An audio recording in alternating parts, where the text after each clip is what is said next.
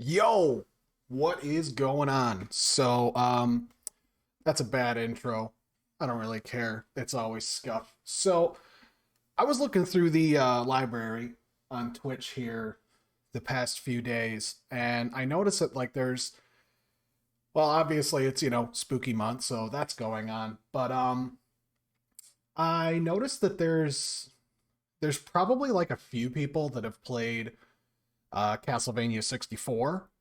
And I know it's like lauded definitely as like one of the weaker entries, considering I think it's Curse of Darkness, the one with Cornell. And I didn't see anybody who was actually streaming it, and I'm like, well, that sounds pretty good to me, because as it turns out, it's the first Castlevania that I ever played was Super Castlevania 4 for the Super Nintendo, which is like, it's funny their naming conventions, because it's supposed to be a reimagining of, I think, the first one.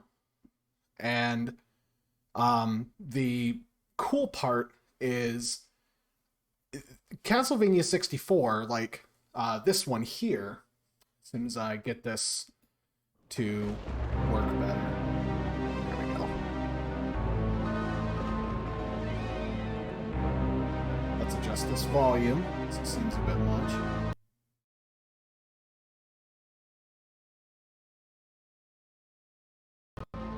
There we go. So, Castlevania 64 had come out, and I think I didn't even have a Nintendo 64 at the time, and we had gone over to a family friend's, and, like, younger kid walking around, and then it's like they got, like the cool teenagers, and they happen to have their game room, and they had a Nintendo 64. And I'm like, oh, I didn't even know that was a thing. I didn't even know that like Nintendo 64s existed, because it's like we had an NES, and then we had a Super Nintendo, but we didn't have a Nintendo 64. And like, granted, it was the 90s, early 2000s, so we didn't have a computer or internet at the time. So it didn't even really it didn't even come up. And I saw this game sitting there in their little container of games next to it, because, parents come over, they're going to sit and chat, and it's like, kids go play and do whatever.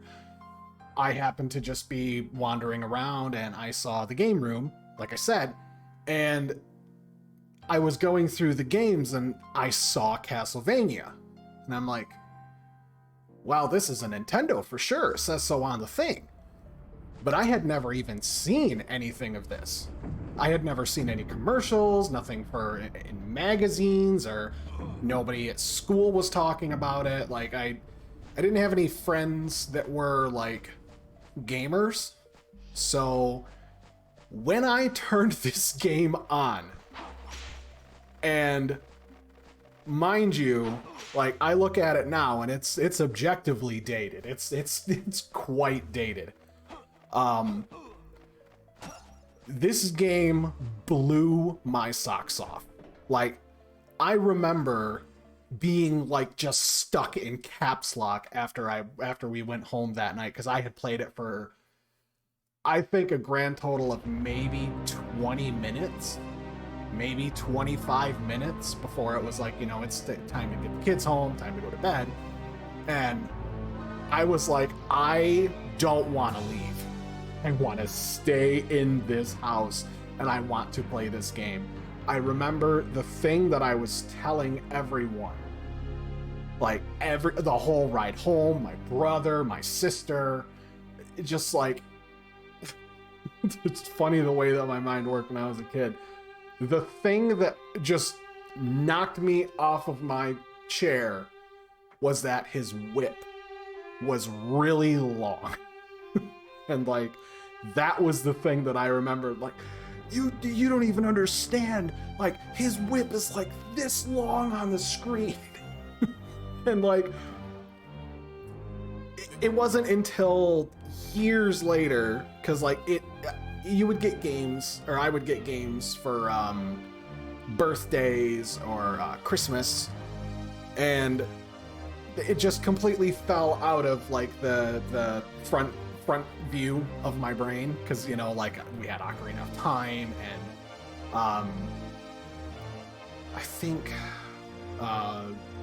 Rogue Squadron. I think that was the one, the Star Wars, like you fly the ships and, you know, you get into aerial combat, that sort of thing, you know, tying up the big walkers. I know I'm gonna get flamed for not knowing the name of those things, but yeah, like that game, like I had a couple of them that were just kind of mainstays. Super Mario 64, Yoshi's Story, Banjo-Kazooie for a little while. Earthworm Jim 3D was another one that just, it absolutely took every ounce of my time and attention. And surprisingly enough, Donkey Kong 64 was also another one that like kind of just blew me away. But I had completely forgotten about this game for a couple years. And then one day, I remember, because I was at the store with my mom, and we're walking around, and I think it was Kmart where they had like the rerun bin, or like the repackaged games bin, and I happened to look and see that there was just a copy. You know what? I'll be right back. I'm gonna go grab it. I'll be right back.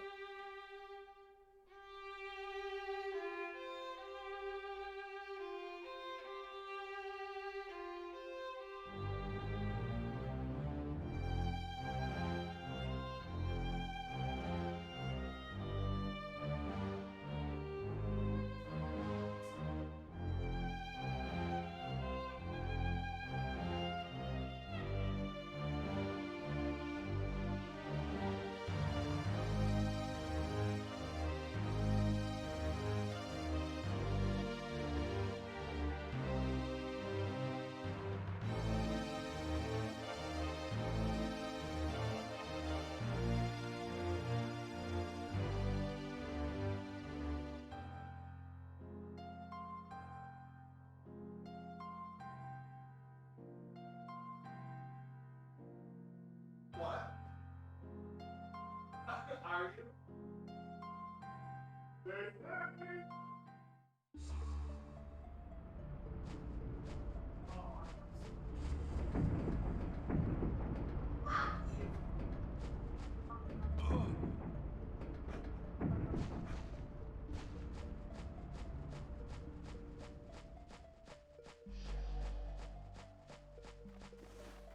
Well, I will know if that's what happens if I hear a scream.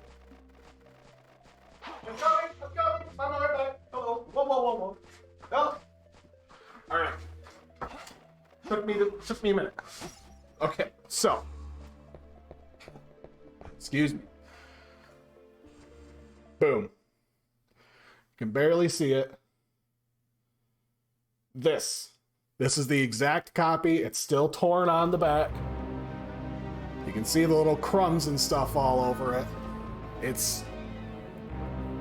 This very game was sitting on that shelf, and I just so happened to have like 15 bucks in my pocket from doing chores, like whatever I had left, a handful of quarters. This was sitting on the shelf for, I think, $11 or $12 because somebody had bought it and then returned it without the box. So it was like put up in like that really shitty clear plastic. And their loss, my game, because I still have it. To give you an idea of the emotional impact this game actually had on me at the time was I didn't have a memory card, and this is why it was really annoying. because this game requires a memory card in order for you to be able to save. There's no passwords. Most Nintendo 64 games at the time, they would usually have like an internal battery, like Ocarina of Time, Majora's Mask, Donkey Kong, Banjo-Kazooie. They have a little internal battery that lets you be able to just save to the cartridge. Well, this one didn't. And that is an incredible story on its own, considering like the botched development cycle this game actually had, and why like not even a year later after this game came out, there was Curse, I think it's Curse of Darkness or Legacy of Darkness. I can't remember. I know one of them has to do, it's on the PlayStation. I think that's Curse of Darkness or Legacy of Darkness. I don't remember the names of the different ones. But anyways, the point is, this game, this one here, that one over there, no, over there. There we go. I didn't have a memory card for it. And for 3 months, the only amount of time I had to play this fucking game was after school and potentially on the weekends, and I could not get through the initial level. I couldn't do it. I could not get through that level for the life of me.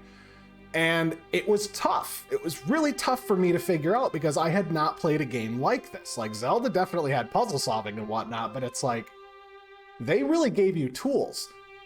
This game didn't. It's just like, here's some linear paths and figure it out, not to mention, as you'll see here in a minute when I finally start playing and stop gushing here, it's got really brutal death mechanics and really, I love this game, really shitty platforming, but it works. It works well for what it does. So I played this game for a few months without having a memory card. And the funny thing is the very first time that I beat the first level in the giant skeleton and made it into the drawbridge, made it into the castle wall, I stayed up an hour past my bedtime. And I should have been in bed, but I was too close to quit. So I continued.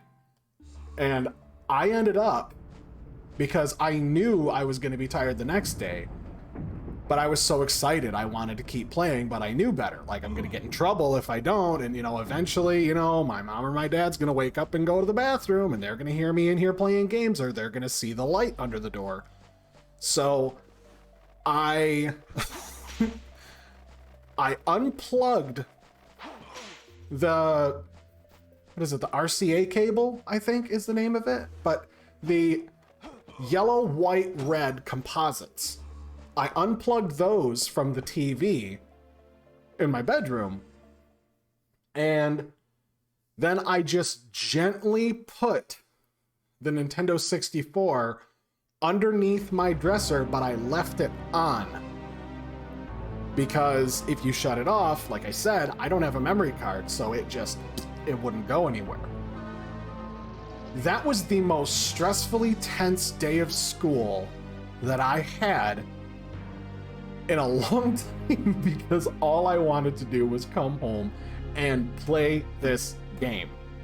I knew that the new challenge of the castle wall was waiting for me as soon as I got home.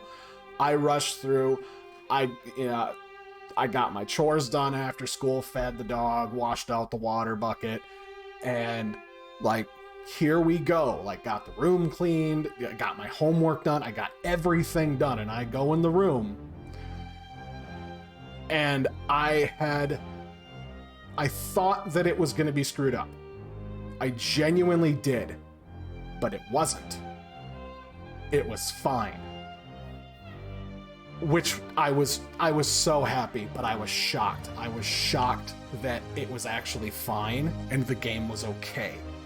But the interesting thing, and by interesting I mean totally fucking bullshit, is that I turned it on and I got, I don't know, maybe through one half of the outer wall, because you've got to go in like the grandfather door, then you've got to go through the grandmother door, and you have to hit a switch on both sides in order to get the grate to open up so you can move on to the next level. I got halfway through that, and I had died to a boss, and I was so frustrated because the platforming was such an obnoxious thing that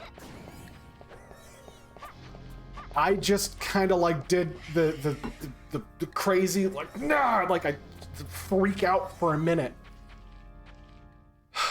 And I just sat there and I was so mad because I died again. And when I went to hit continue, my freak out moved the cursor down to quit. And I accidentally hit quit. After months of trying to get to that next level, and it just watch it all just poof go away. And I didn't touch the game for probably about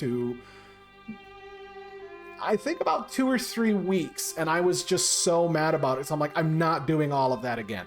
I'm not going through any of this crap ever again in order to just barely get to like the second level of this.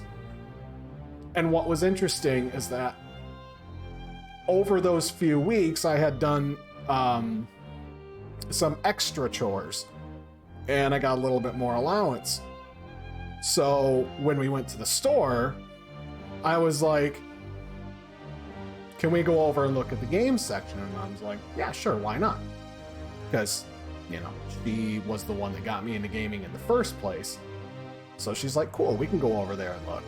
And when I was looking through, I saw that like memory cards, like the actual white memory cards that plug into the back of the controller. God, what a time we used to live in. Anyway, those were like $30, 30, $40 at the time. And like that shit was steep.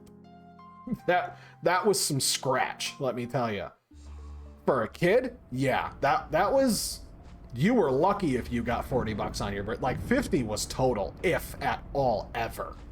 Like combined from all grandparents and stuff. At least it was for me. So I look over and I see like the new memory cards are there, and I'm like, oh man, I'm never going to be able to play that game. Like that's the only thing stopping me from being able to play this game and enjoy it, is the fact that I don't have a memory card. And you know, I was defeated. I was really pissed. I'm like, I'm never going to be able to afford this. And it's like, God, I think it was like August or September at that time. So it's like, school is already well in effect, but you know, Christmas is still a long way away. There's a whole lot of weekends. There's a lot of sleeps before Christmas comes back up. And I go over to, lo and behold, that same exact freaking dollar rack, or the return rack, or the cheap rack of Kmart, and there it was. I don't have it anymore, but it was a already used but returned or a refurbished memory card. But it was one of those, like, not, I don't think it was Mad Catz, but it was something to the equivalent of it. I think it was still a little early for Mad Catz, but I mean, you know what I mean. It's one of those, like, the fad of like the late 90s, early 2000s of just like making everything clear plastic, but it was like smoky gray.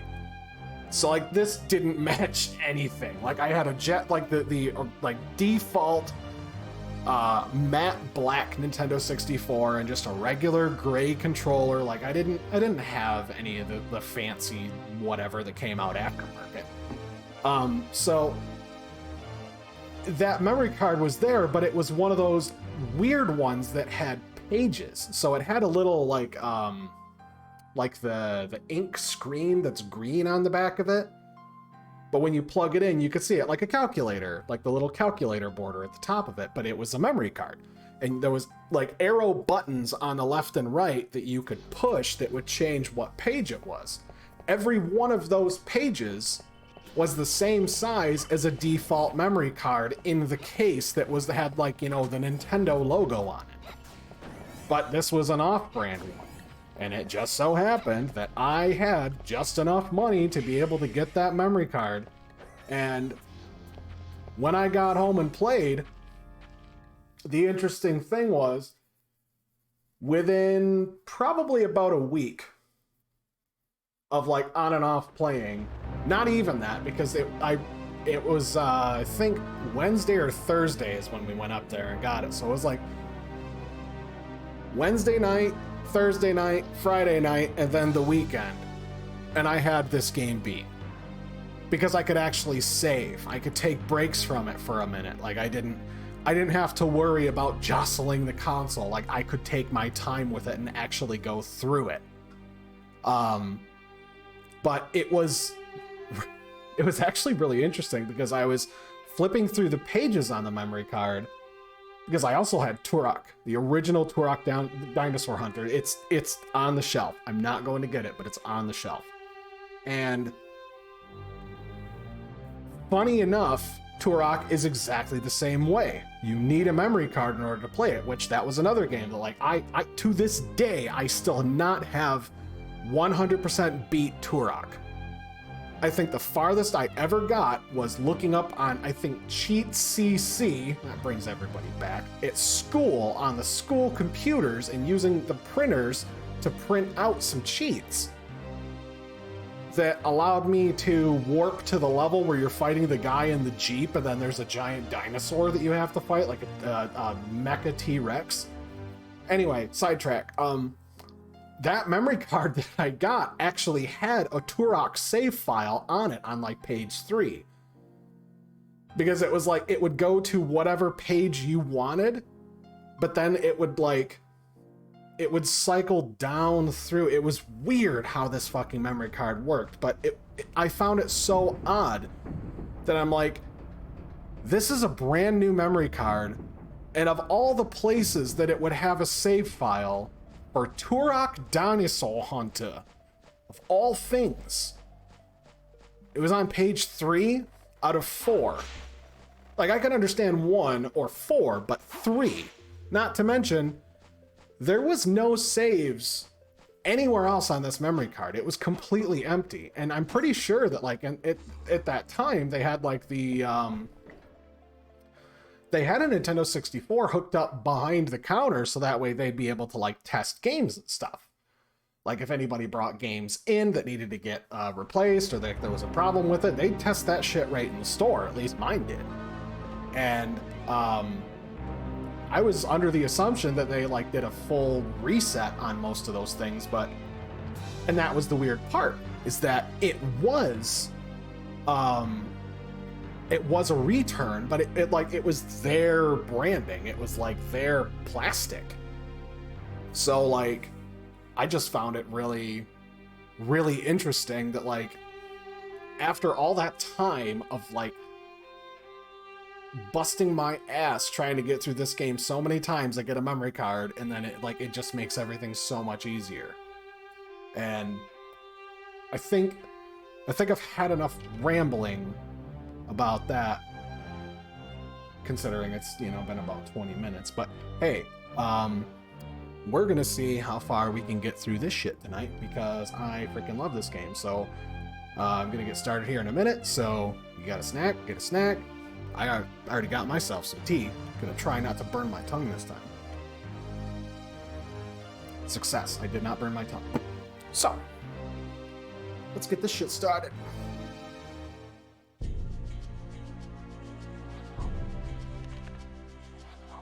Let's go normal.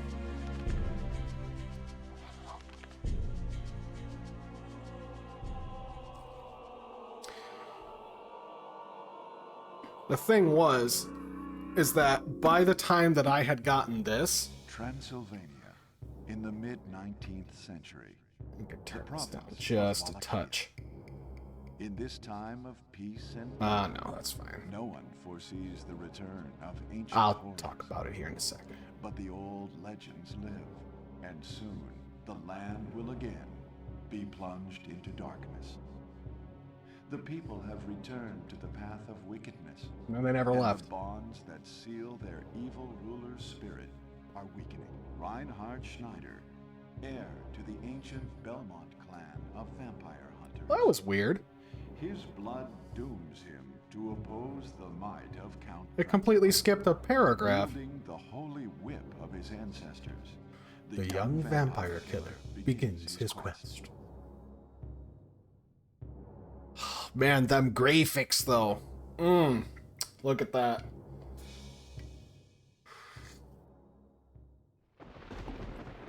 Courage, don't leave me.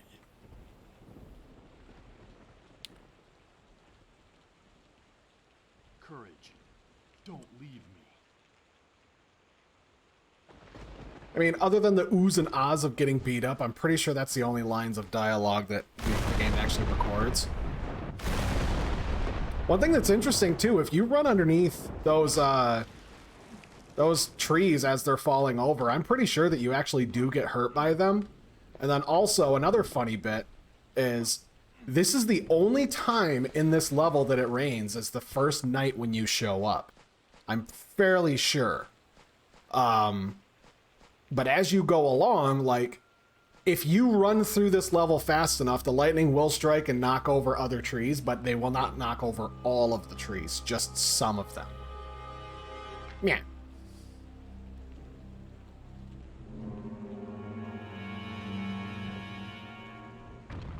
Oof, that's some spooky shit. That's spooky for sure. Too spooky for me. What's cool though is that the second one of this costume, or like this Reinhardt here, is a freaking like a secret outfit.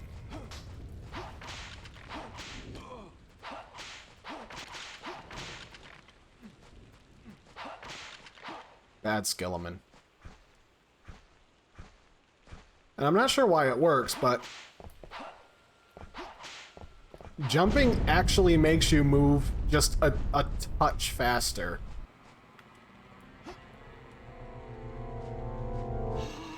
A three-eyed skeleton.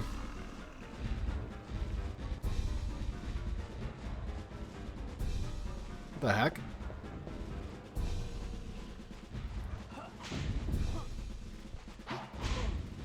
Oof.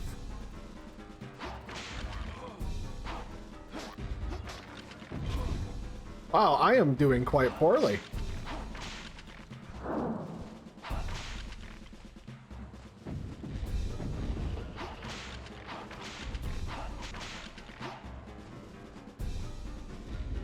I think Elden Ring's a little bit tougher. However, you do get the ability to dodge, roll, and block. The camera works a lot better, too.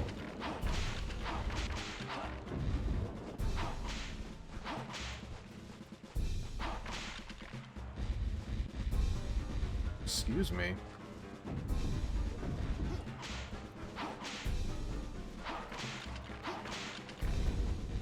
I was so enthralled by like how big everything was too. Like the last time,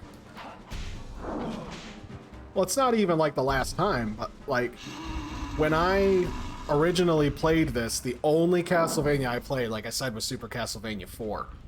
And oh, he glitched out a little bit. What's cool too is that if you look down, you can see him. He jumps off, but then he turns and looks at you in the water. And then he runs away.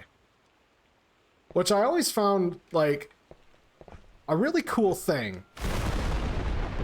Like, having done a bit of game dev myself, it's a really cool nod of, like, something that you wouldn't really think of. Like, people wouldn't necessarily think to look down there in the water. Fun fact, if you don't have a memory card, these jewels are grayed out and you can't do anything with them. And I wondered what they were for. the entire time I was playing this game originally.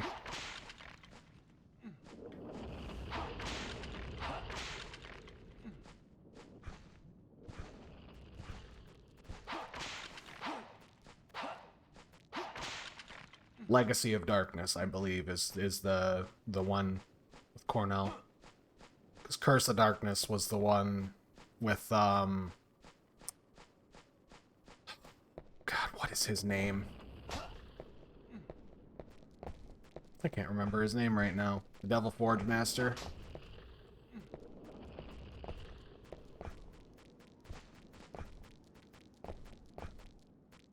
Good old-fashioned Nintendo. Too many skeletons on screen.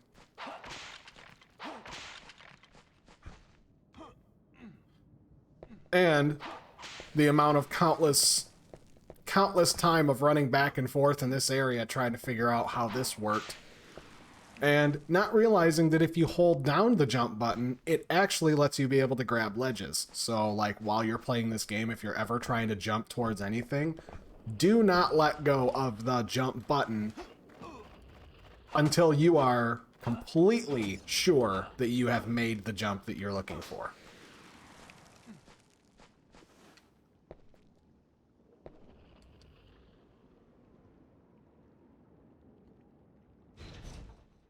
Out of place switches. Like, I get it, but at the same time, it's like...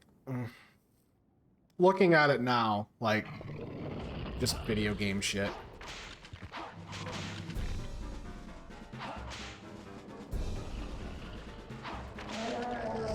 Three hits, and he's out. Pretty sure he always drops a power up. Yeah, but I can't use it. Oh, I forgot the skeleton's jump.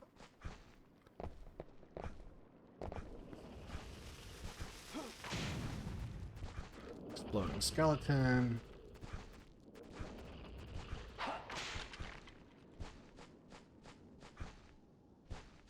So just continue along this over here.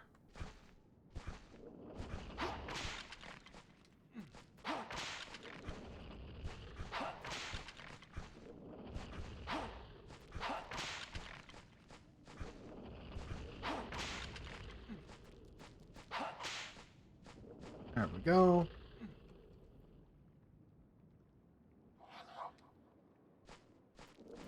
What's kind of cool too is that, like, as you... sure. As you go along,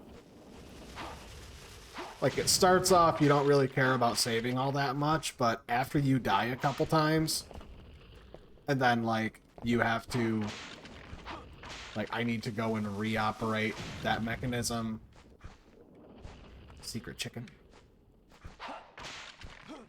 Need to reoperate the mechanism and open up this gate again. Pile of gold and a rock. You eventually start getting a lot more accustomed to every single time you pass one of those save points, you use it. Oof. Well, that hurt like a bitch. Oh, right. I was, before the cutscene played there in the beginning, what was interesting was that, at least for me, no, I've already missed him too many times. I think it was about the time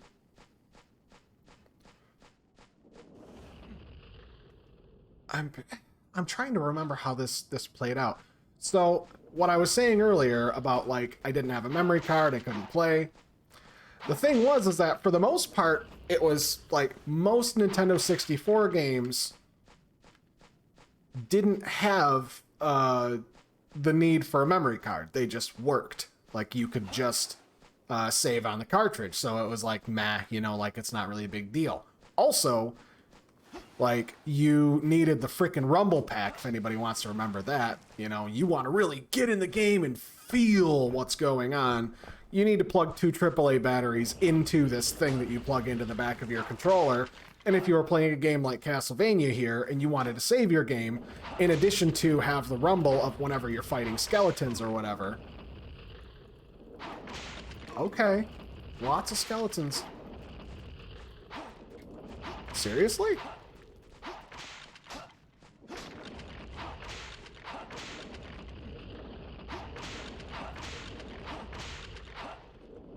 Wow, why are there so many spawning here?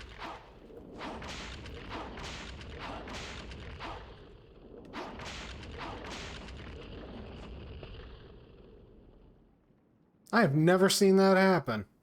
Or maybe I just haven't really ever paid attention. Also, you can just whoop, jump over, grab this one, and then you can just about make it to the 2 block there.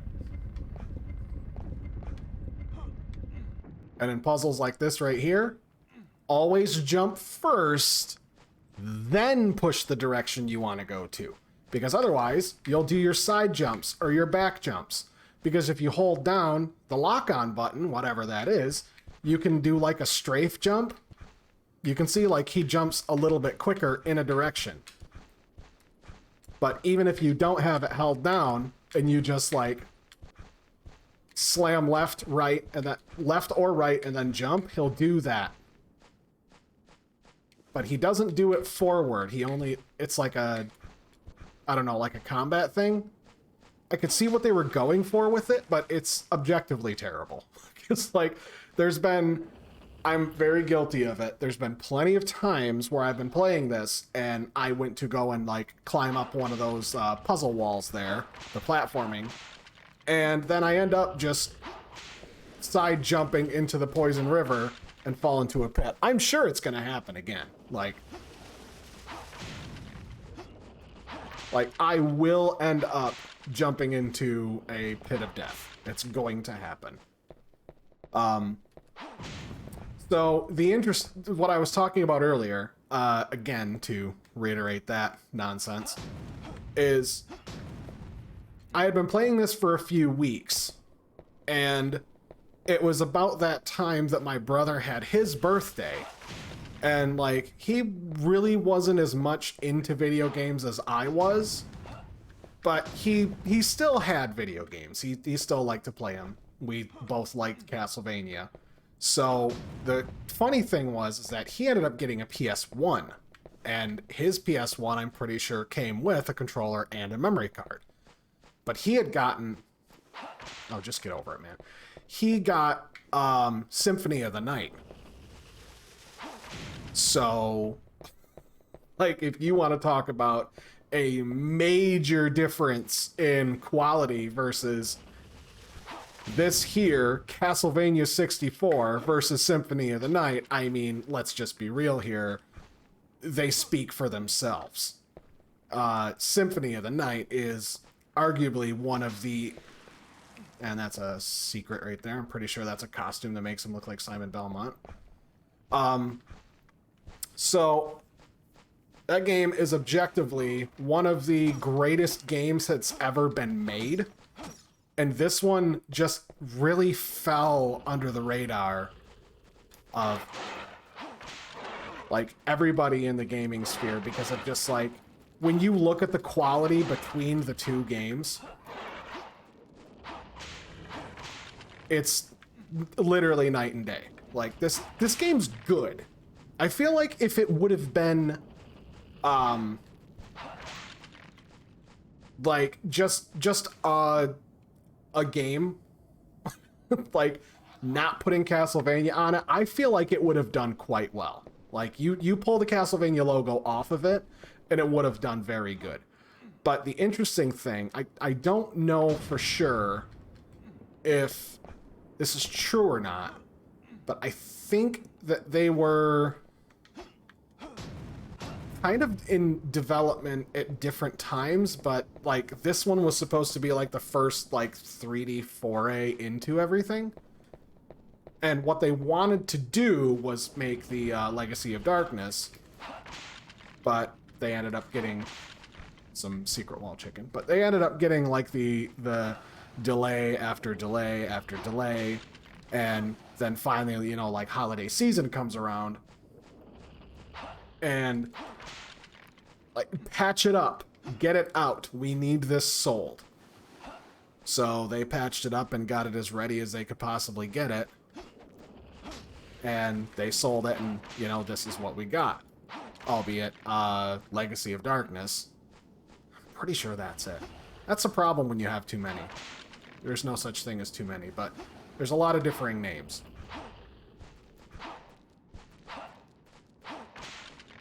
So, when this one came out, everybody was like, oh, okay, you know, like, it's whatever. Because I believe...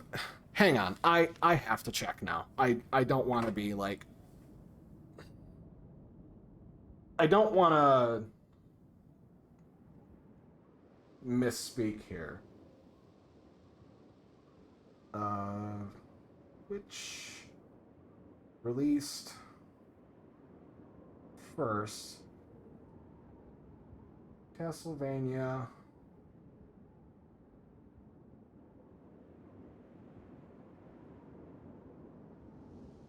'64 or Symphony of the Night.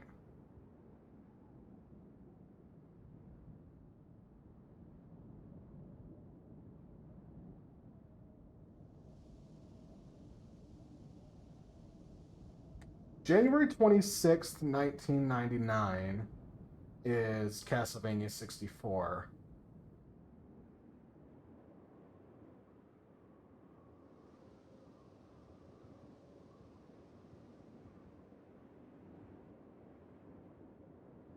When did this come out?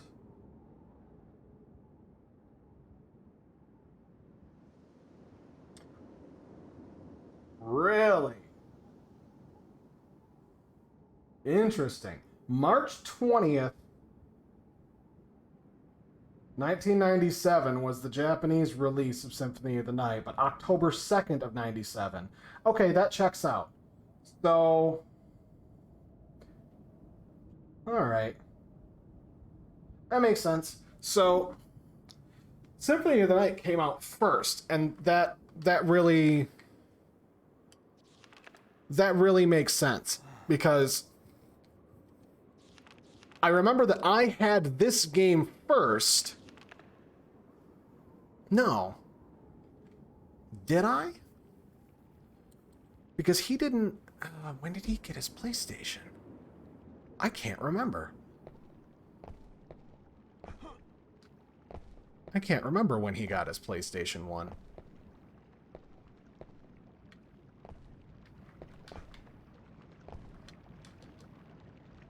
Operate the mechanism, yes.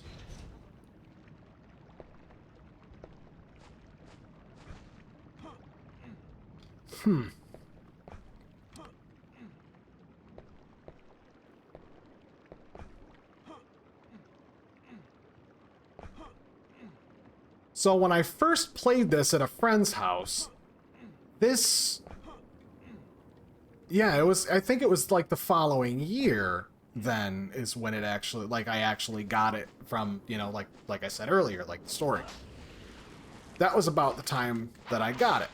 So the thing is that it was... maybe I got it with birthday money then. Because, I mean, it was a long time ago. I could be wrong.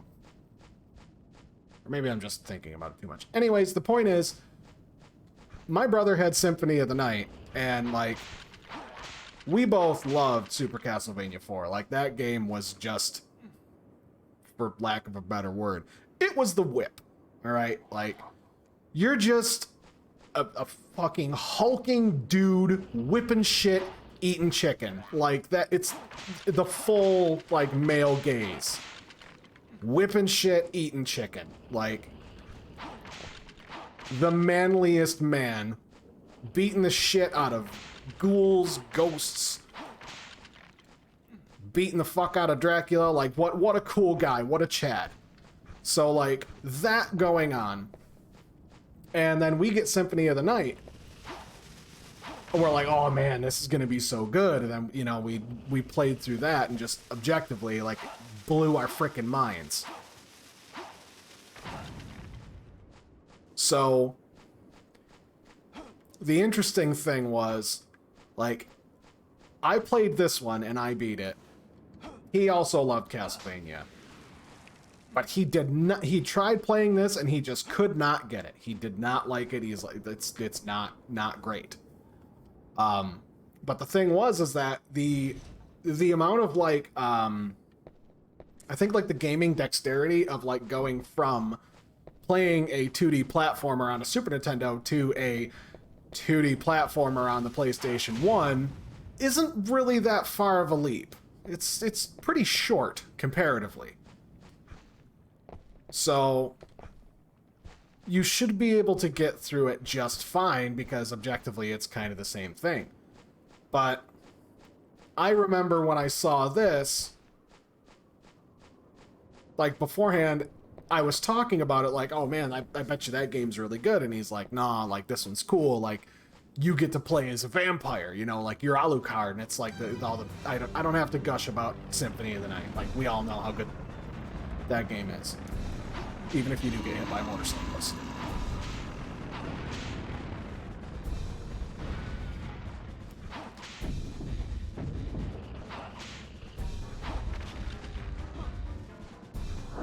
You missed.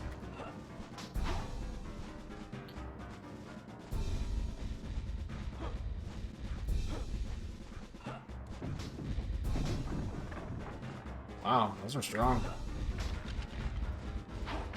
So, anyways, the bit I was talking about there is like, we were playing Castlevania on and off for pretty much our entire childhood together. Like, it was always like a competition, like, who could get through the Super Castlevania 4 as quick as possible. We never had a Sega. Like, we were relatively poor. Like, if we got a console, that was a big fucking deal.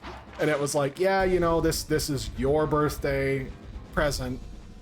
Or, you know, the other fun one was, this is a Christmas present to everyone. Wink, wink. And also, fun fact, sometimes when you kill this guy, if you stay there long enough and he opens his mouth, he's got chicken in there. It looks like he doesn't have chicken this time.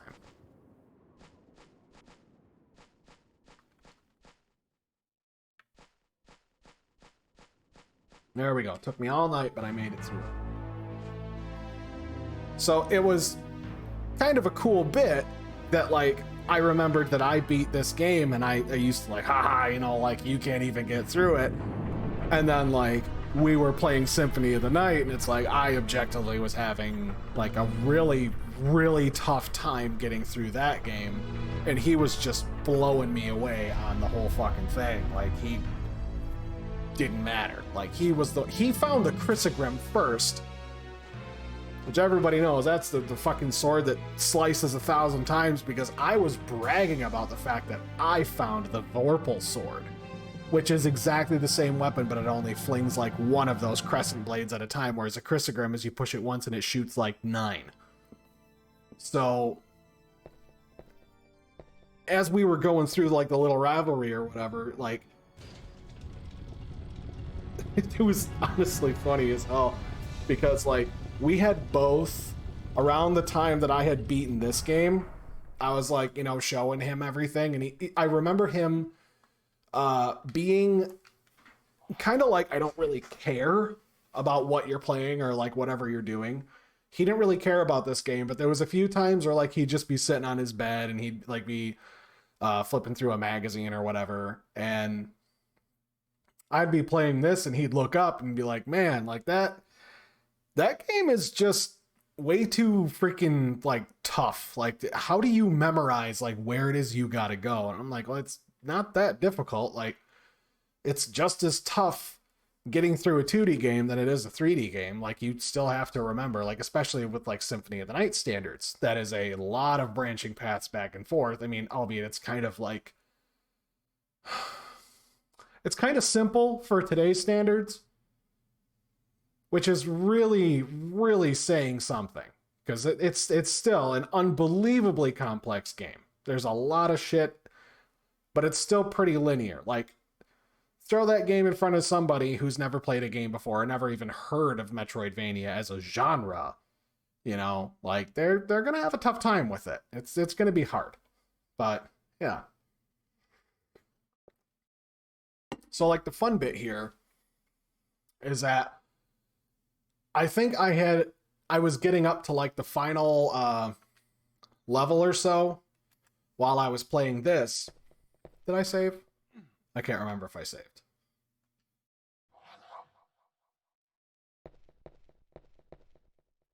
So I got to like the ending levels of this, and I think it was like the one, the clock tower or something, like where you're going up all the big stairs and like they're falling down and you have to fight the bosses or whatever. And it was just like a gauntlet of like enemies. And then getting to the final boss and beating the final boss, and then like the final boss itself is just this big fucking monster, which is, you know, par for the course for Castlevania. He was just like, whoa, you know, like that's nuts. And I thought it was funny because like we had already gone through there, and I'm like, well, you're never gonna, like, you don't want to play through this game, but like, why don't you, like, I've already beaten it, I'm just doing it again because I feel like it, so do you want to just like beat the final boss? And he's like, yeah, sure, you know, and he played through and he beat it, and I'm like, cool, you know, like now you get to say you beat the final boss. Like, you beat this game, whether anybody... Whoa, man, I really need to pay attention. Actually, no, I don't. I made it through just fine. So, anyway, he beat it, and then, like, we were still going on through Symphony of the Night. And having objectively a good time with it.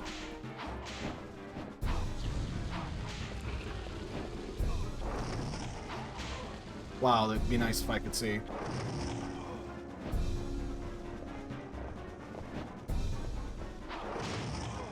See, that's kind of what I mean on this front. Like, this, it's not a bad game, it's just, it's got some clunk.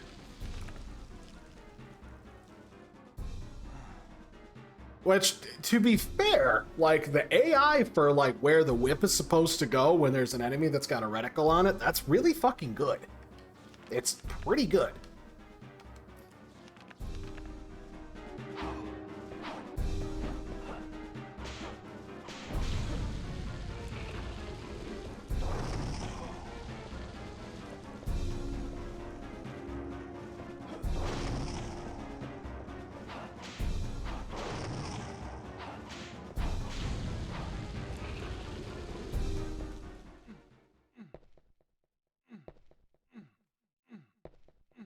Let's get all these goodies.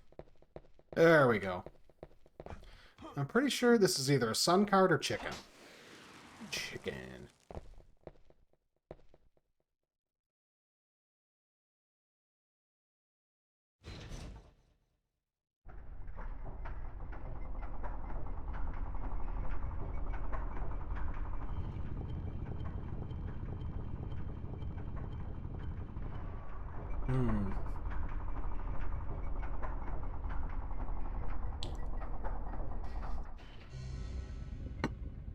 There we go.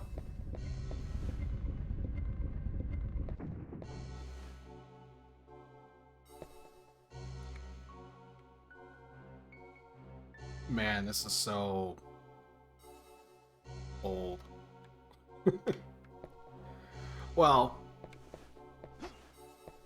I should probably save first before I do that.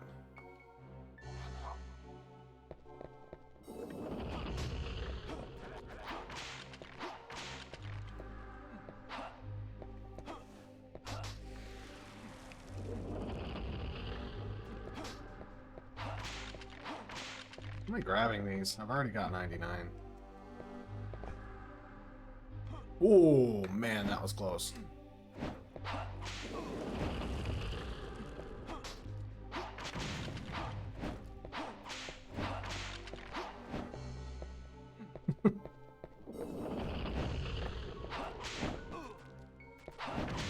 Stuff it, bonehead.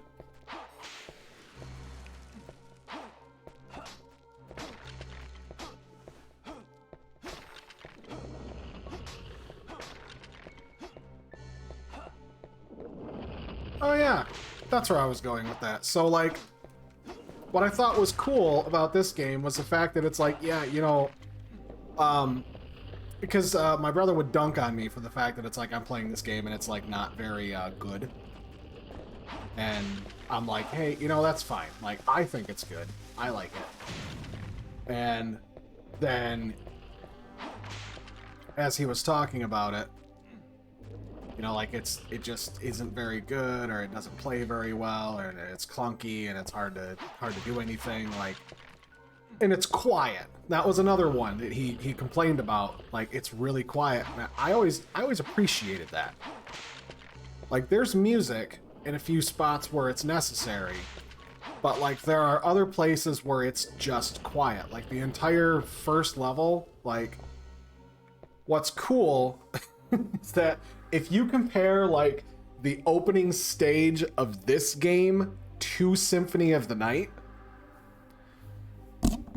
whoops, no contest. Symphony of the Night blows it out of the water, but for a different reason.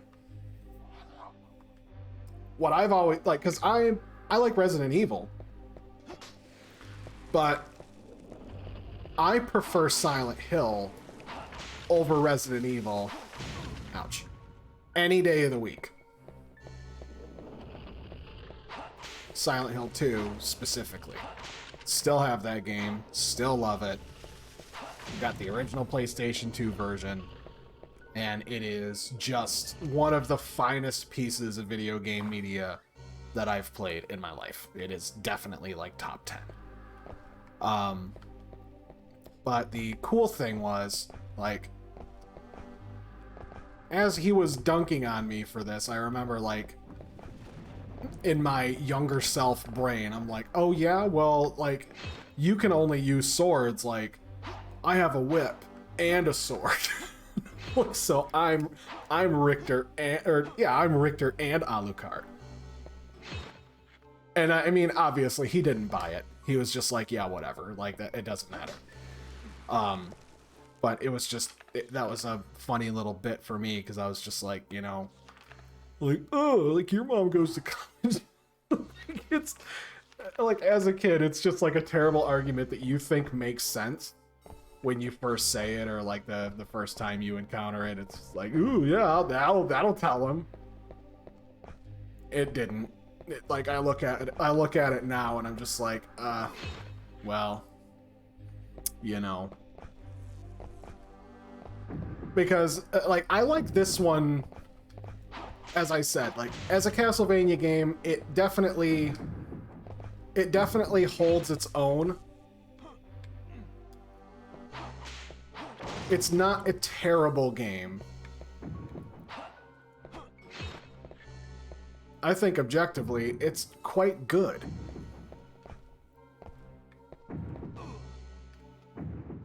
Except for when shit like that happens. Because then you just fall in a pit.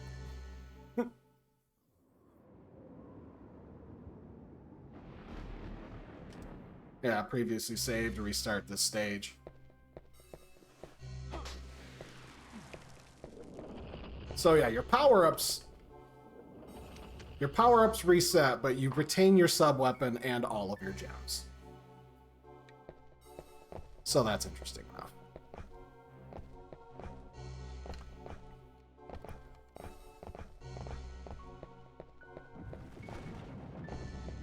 So like, Symphony of the Night is... let's try that again. I swear, this is the same thing with Super Castlevania 4 with me. Like, I can just about blindfolded, not quite, I'm not that good, but I can blast through just about the entirety of the game. No deaths, not no hit, because I'm not that good, but I can just blow through that level, or blow through that game. Until I get to right before Frankenstein. And there's those platforms that appear and disappear. For some reason, that always messes me up. My timing is always off, and it's like any amount of like free lives that I have, Doesn't matter. Like, I will go through just about all of them every single time. In the entirety of me playing that game throughout my whole freaking life, I have always gotten screwed up.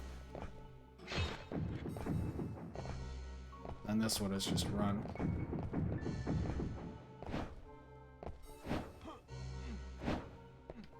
And keep going. When you jump up the stairs like that, it sounds like he's skipping too. Here's an engraving. Moonlight releases the steel. Oh.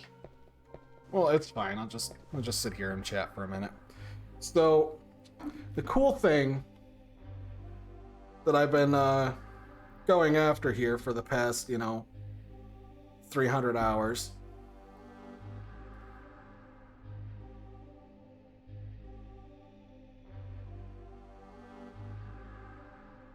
is that when I was playing, oops, that was the wrong button. Just trying to make sure I got Stream Manager up on my phone. Anyway, so like I was saying, this game is more atmospheric. I think it does a better job of making you feel like you're alone.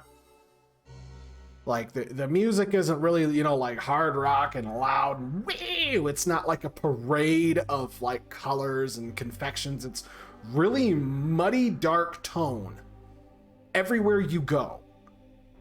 Like, you run into, I think the next level, I'm going to run into a couple people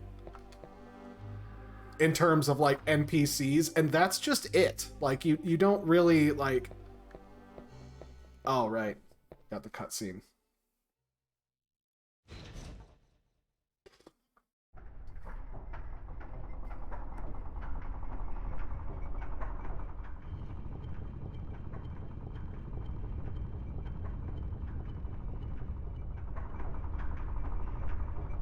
And for some reason, when I was younger, I always thought the fire behind those wheels, I always thought that was like sparking because the wheels are moving so fast, and it was only afterwards that I realized I was being foolish.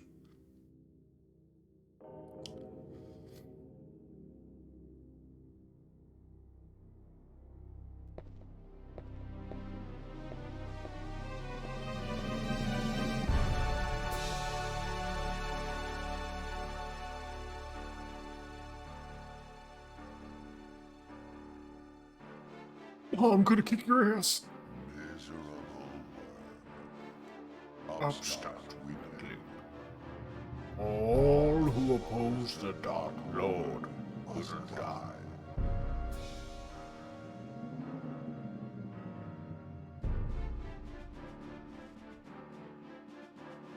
Come, meet your doom. Snap. He does it every time. Oh, meet your doom.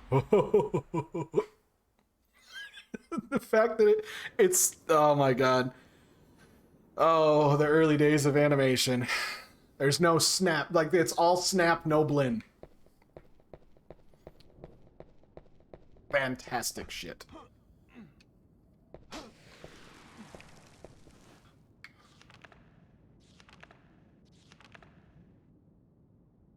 Oh, why did I do that? You heal up at the end. Ah. Oh, well, it's fine. It's fine. It's fine.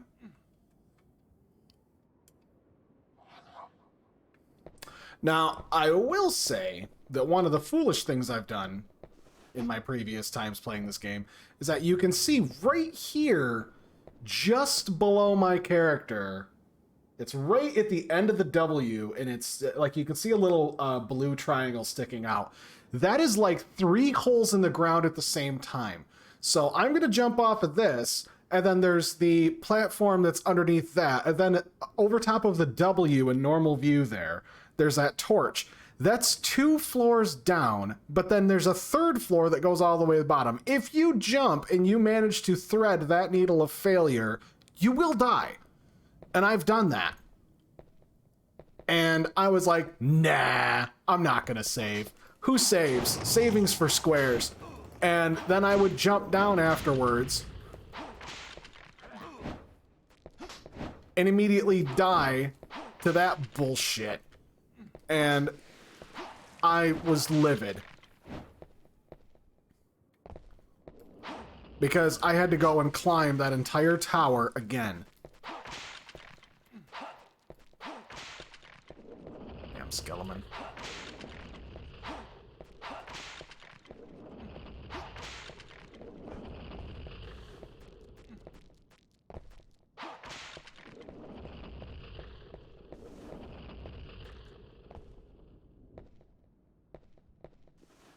I'm pretty sure I can save right here and it should be okay. Now,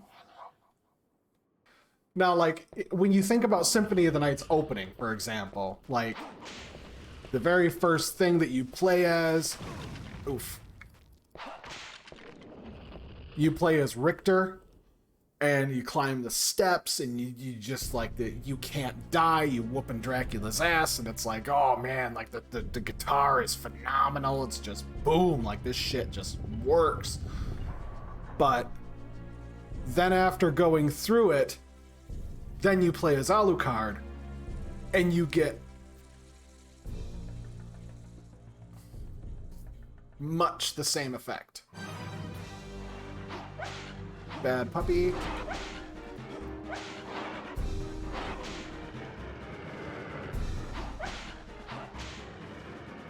you beat up the dogs, and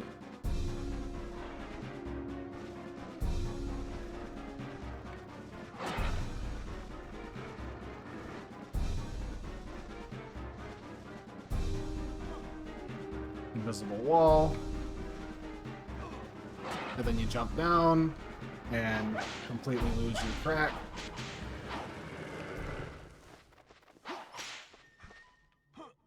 Then that gate opens where you just were, and now it's gonna get dark.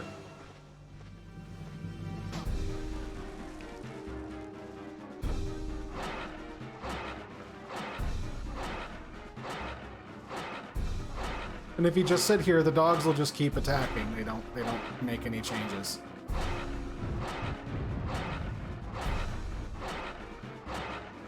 Because their enemy detection or their collision detection ain't so good.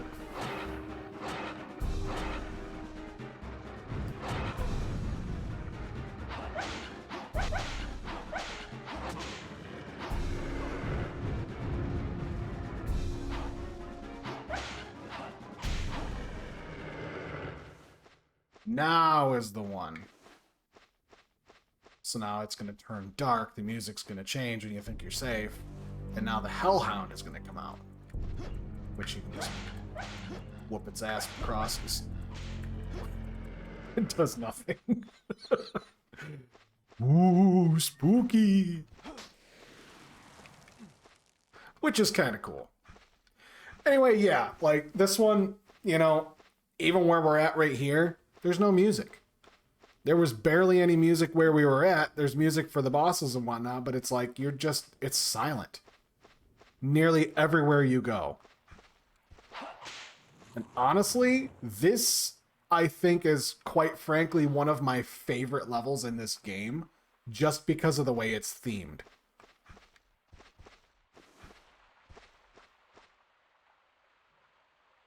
Ordirai.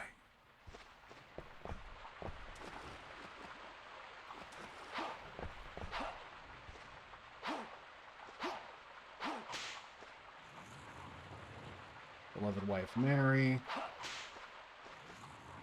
Beloved son Henry. Cannot be read. Like, genuinely, what an interesting way of decorating the front of your villa is with gravestones.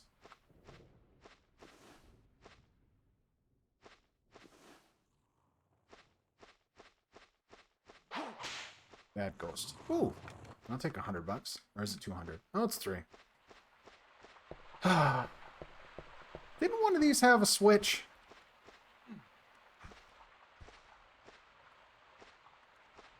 Nah, it just has a card.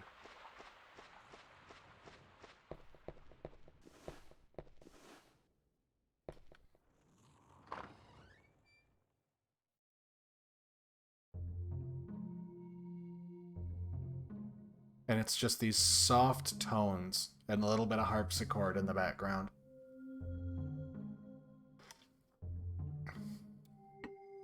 That's what's so fun about it. Is that, like, with Symphony of the Night, it's traditional Castlevania side scroller of just like whipping shit and like doing whatever. But this one, this one and Legacy of Darkness, both this Castlevania and then also the one that comes after it on the same system. I liked them for the fact that they took a completely different approach to Castlevania. Like, there is fighting, like even Lament of Innocence and Curse of Darkness. What the fuck is his name? The white-haired guy, the Devil Forge Master. I cannot remember his name. Anyway, those two games for PlayStation 2. Like, they're very good, but they still have that feel that was like from Symphony of the Night, where it's like big, flashy, wow, crazy, bright colors and weapons and super quick and knee-jerk combat at every turn, and it's so dashing and crazy. And like this one is like, it's slow. Servant's entrance. It's a slow, methodical grind. And like there's plenty of instances where you're going around and you feel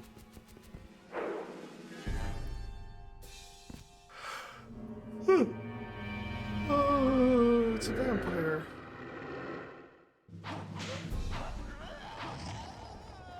And he's dead.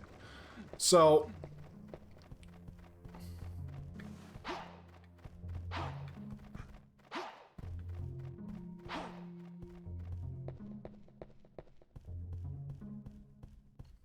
oh yeah, here was another fun thing.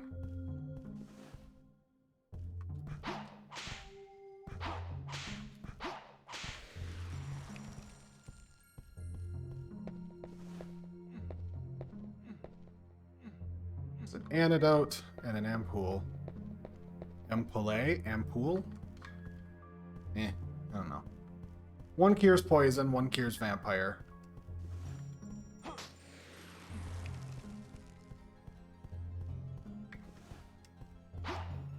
So,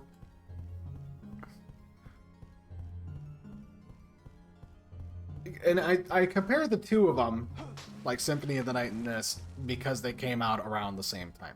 Granted, Symphony of the Night came out first, and really, I mean, they just really put that fucking bar high up on the pedestal there. Also, in terms of like theming too, like that's just a little pocket. We're not outside, but it feels like we're outside. And you can hear the wind howling in the background if I shut up.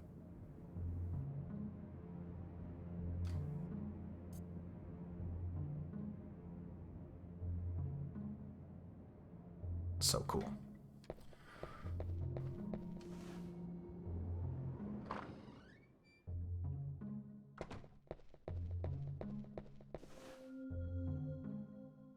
Filled with the fragrance of roses. Filled with the fragrance of roses. So the first time that I came through this place, when I first played this game, I was unbelievably stuck for, I think, a few days. There was just a few days in a row where, like, I couldn't figure out what to do. Because it's like, you're just kind of running around not really paying attention. And it's like you're just kind of running around and exploring things, and like there's a big comfy bed, there's a gem. For some reason you can climb on the bed. Can you break this chandelier? No. Can you swing from it? Also no. Thea would hate this game. But like,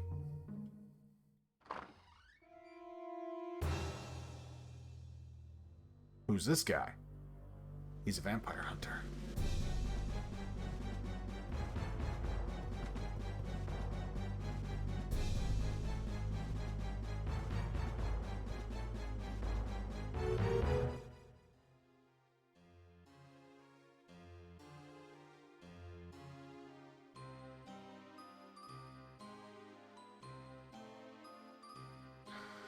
The mightiest of all vampire killers.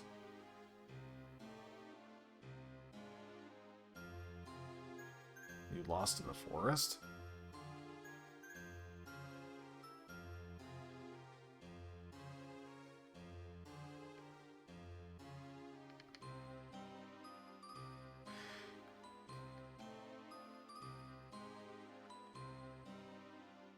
What I think is funny is that this character, I don't ever recall him ever coming back.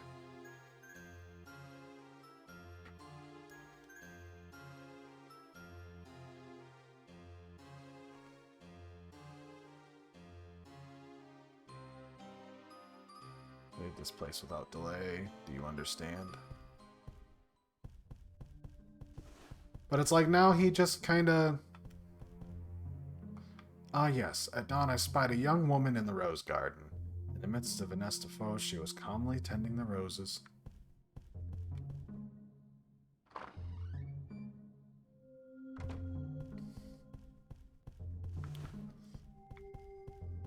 And what's funny is that, like, if you...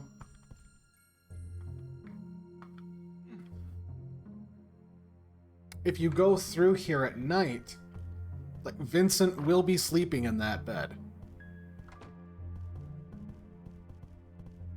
Which I think is interesting. Like, I don't know what happens to him, like, afterwards or, like, towards the end.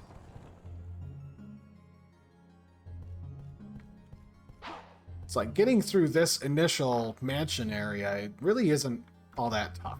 Like, there's, you know, pulling chicken out of a lion head on the wall. It's objectively one of the greatest pieces of texturing and modeling I have ever seen. Like, it's just...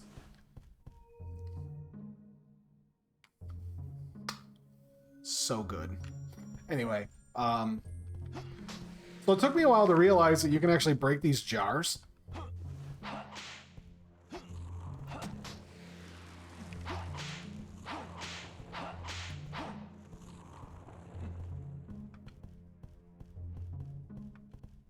Like, windows are open, you can see out them. But it's like, okay, now I got the storeroom key. So I can head back through here.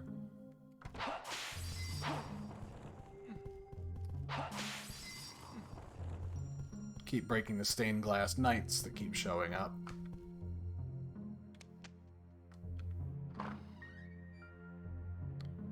And now there's this little, quiet contemplation prayer room.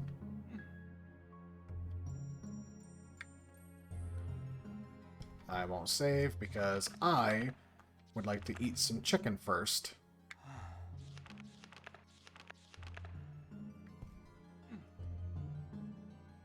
Now I'll save.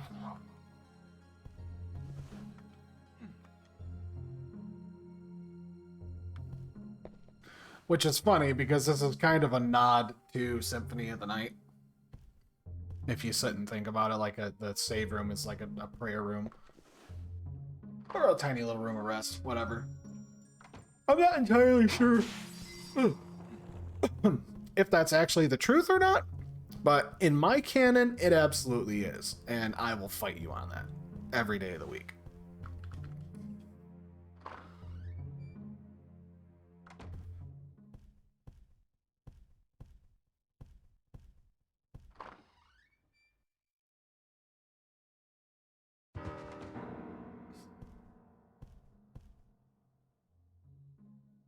Place swarms with demons. The castle of hell.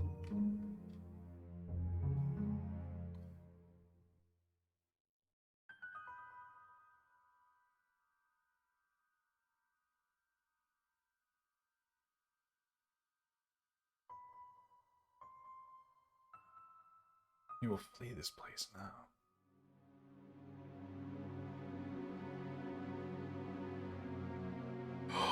There's no reflection. He's probably a vampire. Considering he had the same animations as the vampire. Oh, spooky! Dodge roll, dodge roll.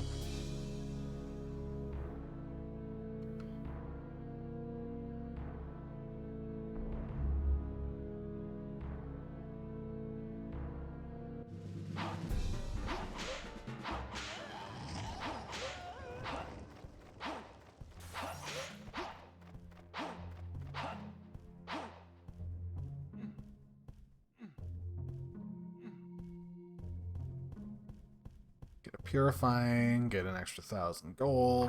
It's pretty good stuff.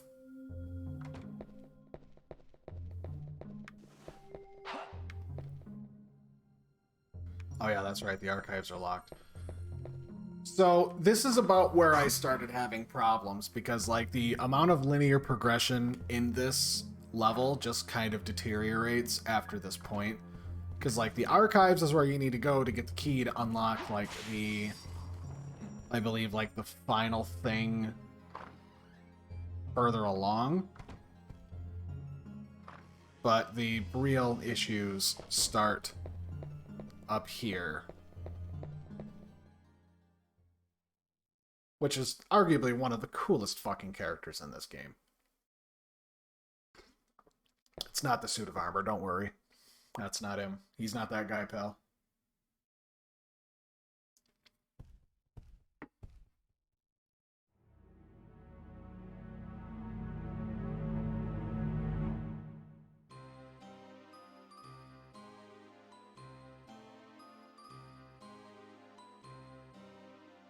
It's Ringo Starr.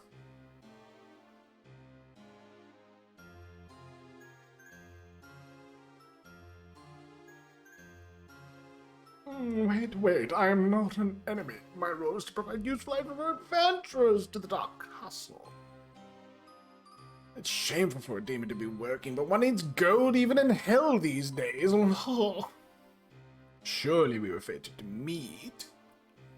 Surely if you spend too much gold at my shop, I won't become a boss at the end of the game. Surely if you use too many sun and moon cards in your puzzle solving, then I'll also become a boss at the end of the game.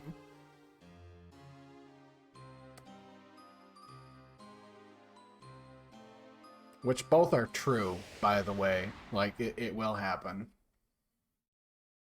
Which you can only learn truly one way.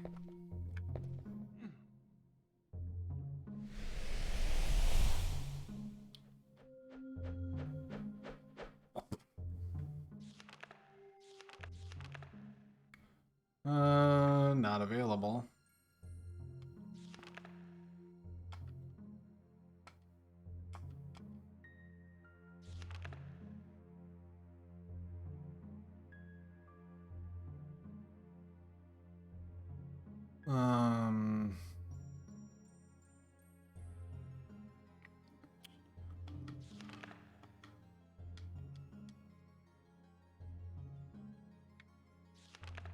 Five of those.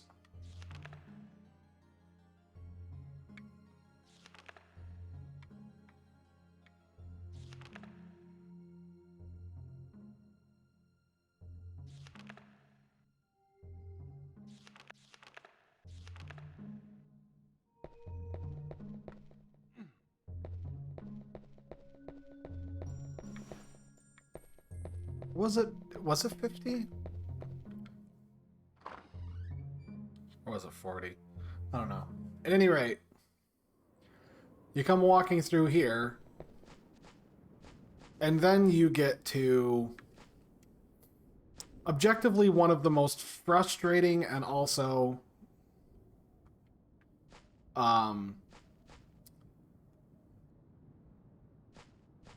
I guess terrifying points of the game for me, at least as a kid, is the maze.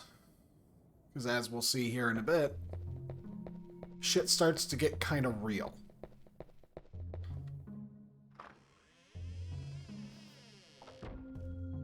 Because, like, on one hand, it is not kidding when it says it's a maze. It absolutely is. And it is really, really annoying trying to get through there and trying to, like, remember where you're going, what you're doing,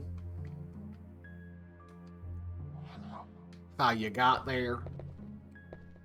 So there's two things that I need to do yet, and I believe the archive key is going to be in the maze, and walking through the maze in the correct order will let me be able to go through the side entrance in the main hall, which is the servants' quarters. But I need to find the archive key, and the only way to get the archive key is to go through the maze. But in order to get the maze, I have to show up in that flower garden in the morning So that way I can catch that lovely lady watering her flowers. But the thing you can do before that is this. You come out here back to the main fountain, and in the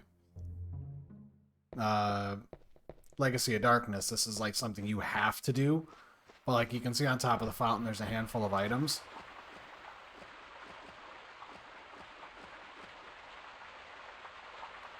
With carvings in relief. I don't remember what time it is that this happens, but there's like a certain time of the night will cause this platform that I'm standing on to rise up. And that's the only time that you can actually like get up there, so the chances of you actually stumbling upon it are pretty slim. But like this sort of thing, right? Where it's like there's just random shit that happens in the beginning of the game. You can see that a lot of TLC went into that. Like the puzzle solving and you know, have you, whatever. That doesn't really exist after these first couple levels. Like, there is no real puzzle solving to speak of that goes on. Like, there is the one level where it's like the inner cloister of the castle where like you have to blow up a wall. So you need like I believe Mandragora and I think nitroglycerin. So it becomes like you have to jump all the way up to this certain section of the castle, and then you get the nitroglycerin, and then you have to run all the way back to the beginning of the level without using your jump button or getting hit at all. Because if you do, it explodes and it's instant death. One of the coolest fucking things I have seen in a game in a very long time. Like, it's such an interesting mechanic of like, you have to get through this point without jumping. Like, even if you grab onto a ledge, if you jump and grab onto a ledge, you explode. If you jump, the moment your feet touch the ground, boom, you explode and go flying off. And it's one hit kill. So, like, it's like, jump, boom, I want to fly like an eagle every single time. There is nothing you can do about it. You can't stop it. You can't, the only thing you can do is pick it up and walk. Well, run. You can run, but, like, there's tons of enemies everywhere. We'll see if this is it. Yep, that's it.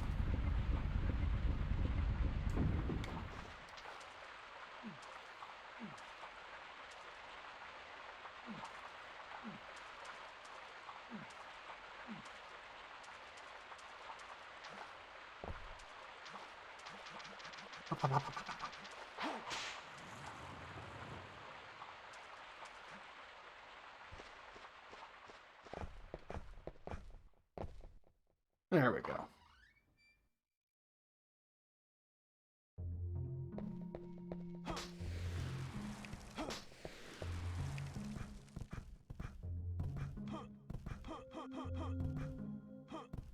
I understand entirely that I'm wasting time, but really I am.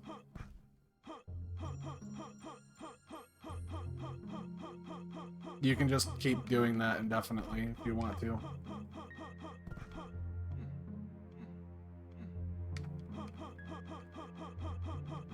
Just because of the way the game works.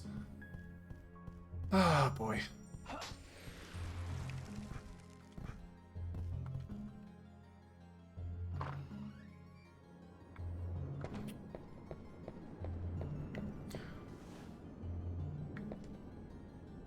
I think I can use a...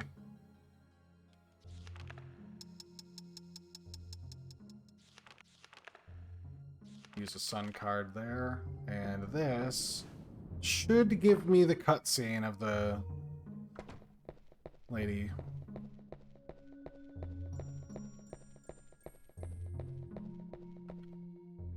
Maybe not.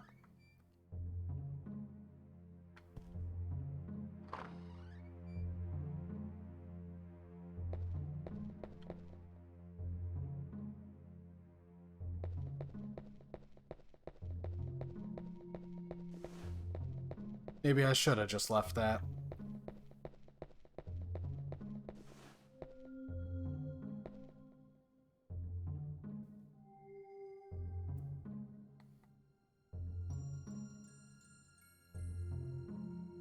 There's like an hour afterwards.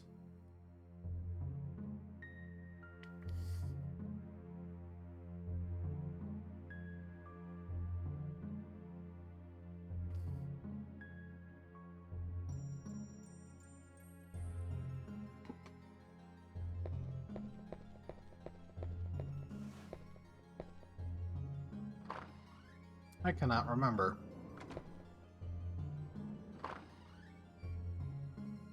So I'm pretty sure if you do it right, it should just, like, the cutscene should just play the moment you walk through.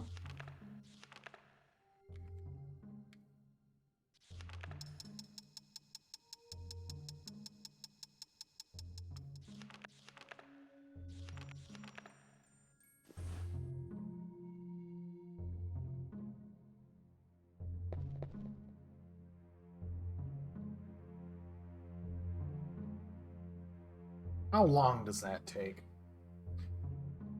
Because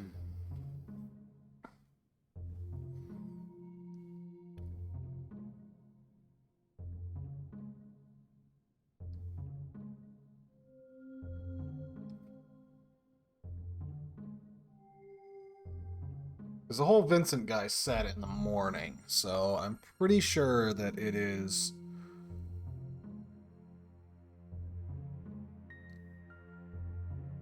It is entirely in the morning? I can't... Why aren't his boots green? I've always wondered that throughout this entire, like... Why green? That is such an odd choice for footwear. It's like he's wearing, like... There's a green triangle that he's got on him, but, like, why are his boots just, like, full brown?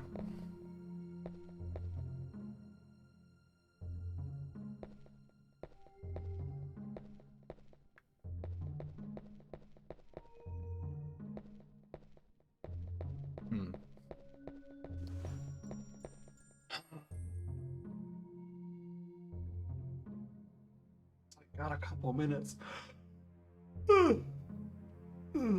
Excuse me.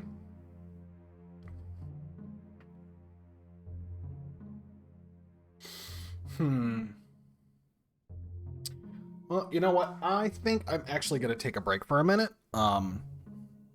I will be back in a few minutes. I'm going to pause the game, though, so the clock doesn't run out and I screw everything up, but I need to stretch my legs. It's going on, like, almost 2 hours, so I need to take a break for a minute. Get up and move around, so, everybody the same. You don't want blood clots. Get up, go stretch your legs, get a drink, go pee, do whatever you're going to do. We'll be back in a few minutes. Be right back.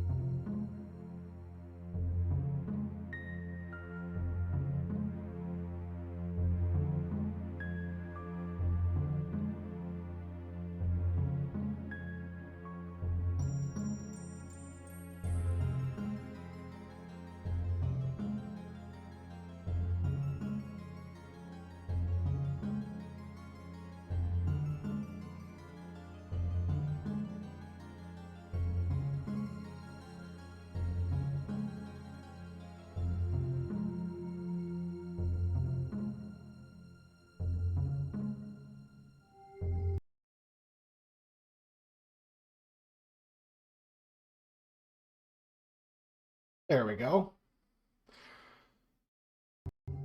Nice and refreshed. All right. Where was I? Oh yeah, right. I'm sitting here waiting for morning.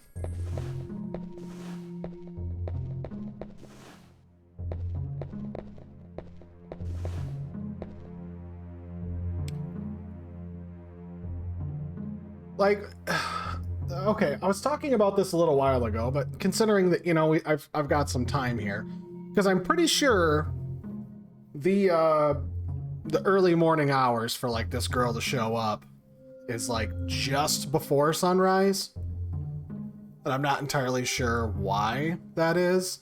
So it's like you have to sit here and wait. Like, there's no amount of like actual like using the sun and moon cards that'll make this happen. But anyways, so what I was talking about earlier with the whole this being a little bit different in terms of like the traditional Castlevanias is like the original ones being, you know, like side scrollers and, you know, action platformers, that sort of thing. Like this one, they kept the platforming, which is like the interesting thing, like when everybody jumped or tried to jump, I'm looking at you, Busby, or Bubsy, it didn't go well. the jump from 2D to 3D never went as smoothly as everyone, I think, in the dev industry was hoping it would. Quite a few did very well. Mario, for example, obviously. But like, even Lament of Innocence for Castlevania, objectively great game. But the fact that it's like, it was originally based off of just Castlevania as a whole, was supposed to be like a horror genre. Like it's, ooh, spooky, scary. Like there's skeletons and there's ghosts and Medusa and Frankenstein and all the, or Frankenstein's monster. Don't get that twisted. So it's always supposed to be spooky, scary. And like, then after so many iterations, like you had the first Castlevania, you had Simon's Quest, which is the birth of the Metroidvania as a genre, because I believe Simon's Quest and Metroid both kind of happened relatively close to each other. Not entirely sure, but like, the thing being that as that was moving on, like, it was always like Castlevania was known for like really tight controls. The whip movement was always supposed to be clunky, and you had to be very careful with how you were doing your button presses. And then like Symphony of the Night comes out, and again, like objectively blew the genre up on its side, because it's like really proving what you can do with like a limited palette. Yep, see? I'll hold off on that and let us enjoy the cutscene.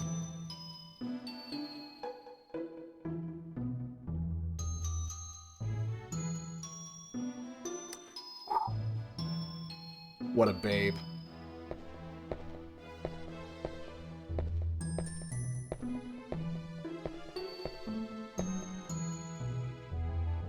I wish to water the roses. Fuck out my way. Who are you? What are you doing here? I'm Rosa. I look after these white roses. White roses? I water them with blood. You are a vampire? Why have you no fear? None but vampires and demons do the here. Wandering carelessly, this place will soon cost you your life. I cannot disobey my father's teaching to never attack the weak.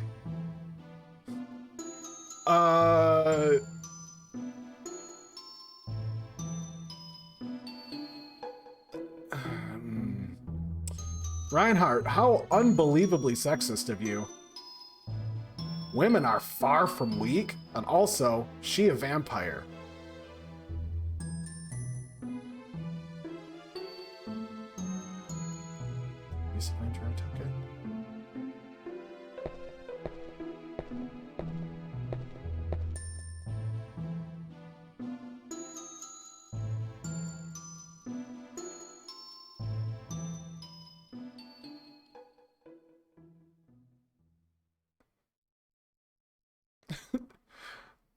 Do not lose your life too quickly.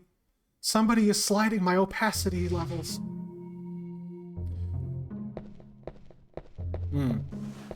So now I have to go and talk to Vincent, who is asleep. So now I have to wait. So in the meantime, I'll just come in here and save, because it's been a minute.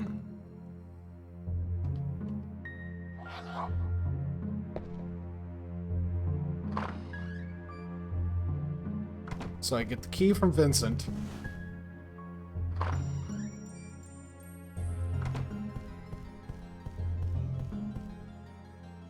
A comfortable bed. That man is prepared. I'll tell you what. See that? Eyes open. Ain't no ghouls or ghosts getting into that bed. Kind of a cool little nod, though. Like, it's a shame that really it was only the time thing was just for puzzle solving. And I believe after this level, in order to determine what level you go to next, it depends on the time of day, which is odd. But, like, if you go through this level's ending, and it's a specific time of day, you'll either go into, like, sewers or, like, a clock tower or, like, a tower style thing. So I'll just get rid of that guy. Is there another one down here? Do they spawn? No, it's just the one. Okay. So what was I going on about? I've tried to tell this same thing like 5 times now. The original Castlevanias were all about really tight controls, flashy visual, and, you know, horror theme, but they never really, like, there wasn't really that much of a horror genre. Like, because I'm pretty sure about the time that this came out, like, there was Resident Evil, and then there was Silent Hill, which really was like, because there were some horror games that existed, but they weren't, like, impressive. They weren't actually, like, good horror games that was more like Halloween for Atari or some shit. Like, they weren't very, like, awesome. Oh yes, at dawn by the young woman in Rose Garden. Midst of the she was calmly.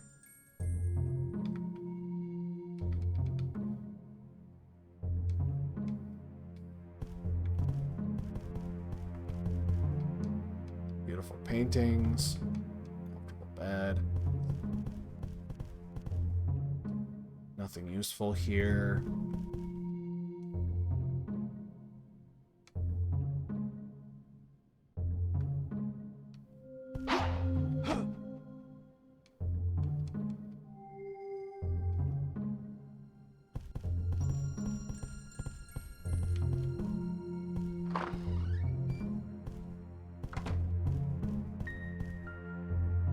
Nothing useful here. Nothing useful here.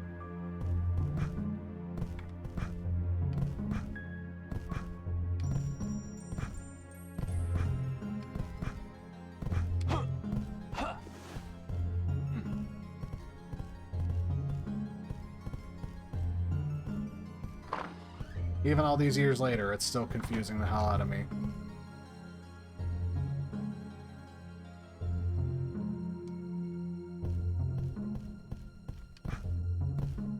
Key to the archives. Like, ah yes, a previous adventurer took it.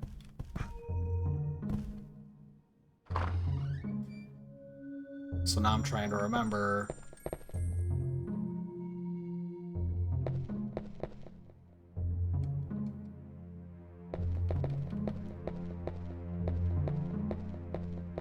No, it's not in the flowers. Do I have to take it off of him while he's asleep?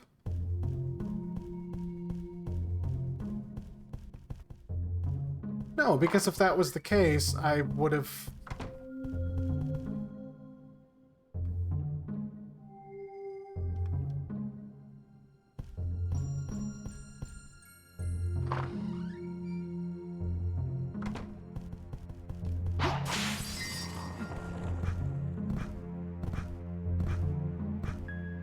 I can't remember.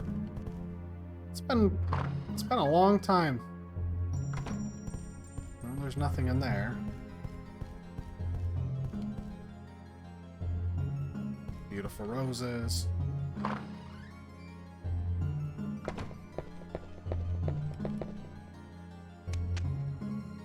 Oh, she already gave me the key. Okay. I'm just being foolish. So, anyhow.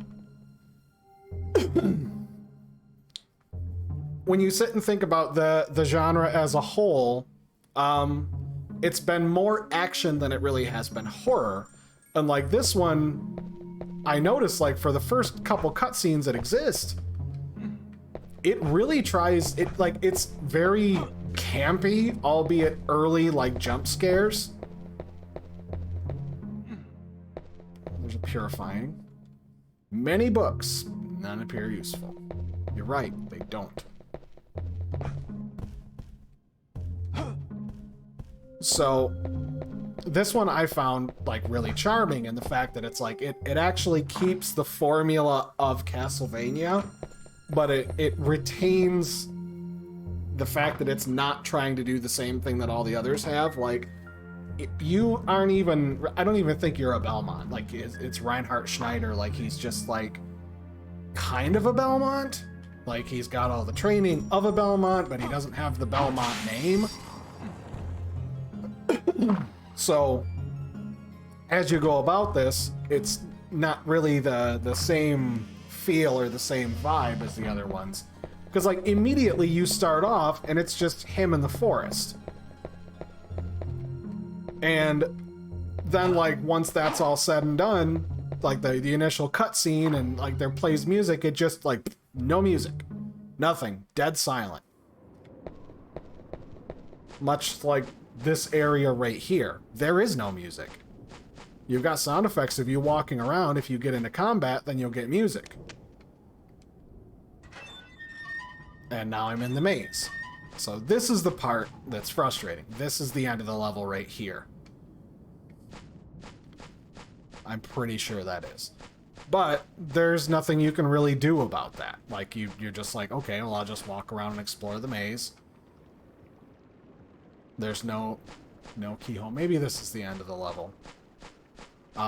So you can jump over here and get into the little culvert for the water. There's nothing really going on. This is the part of the game that really, like, it threw me because it just took way too long to get through because I just couldn't figure it out.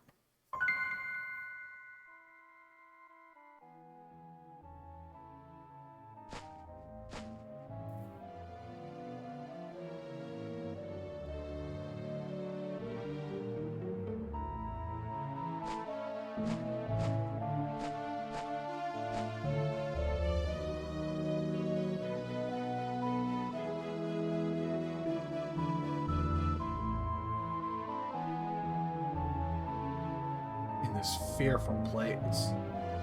It burned the village, my home, my mother and father too. That's terrible. Took all the children to the castle. The devil in black cloak was looking for a certain child, and then my head hurts. I can't remember.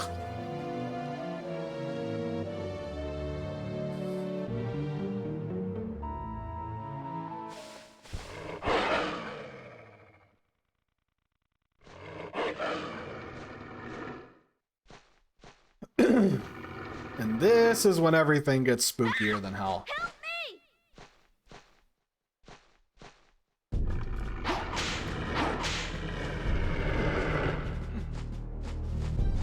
Because now... Help me!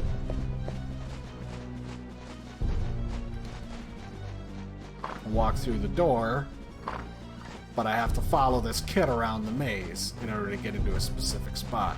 Help me!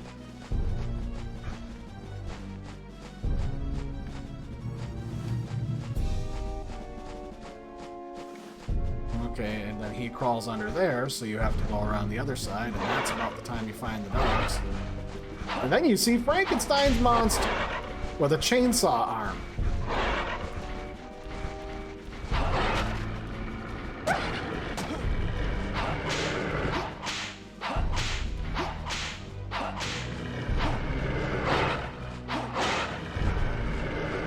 And at least at this point in time, any of these three... Oof. Hurts like hell.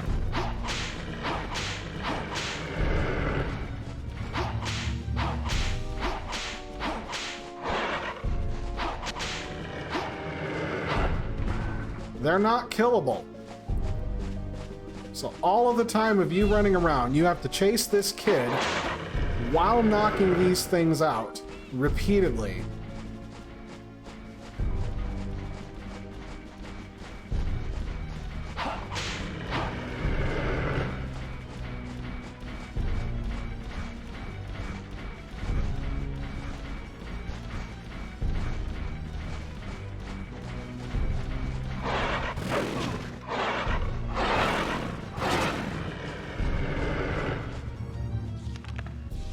And also, it hurts a lot if you get caught by the chainsaw man.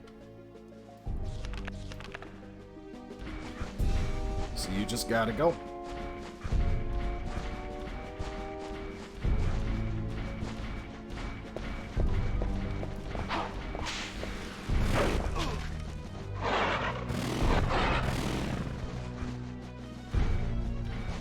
And figuring out where Malice went the entire time.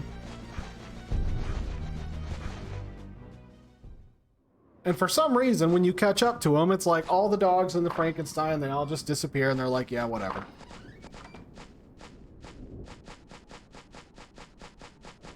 But I thought this whole thing was really charming. Because, like,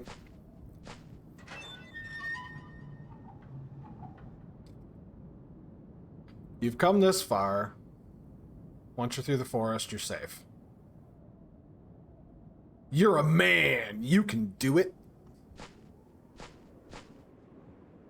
You could have at least given him a sword like you have one.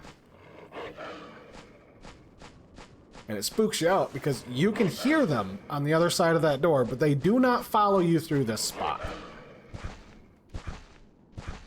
However, there's going to be skeletons on motorcycles down here, which is objectively one of the most ridiculous freaking things in this entire game. Like, it's weird wherever the timeline is, because it's like, okay, so, copper key. Can't remember what that unlocks. Oh, it unlocks the gate at the end of that. So, like, you come through here. You can open this door, and this leads to the servants' quarters. Because that is the servants' entrance that leads back through the forest. Whoops, wrong button.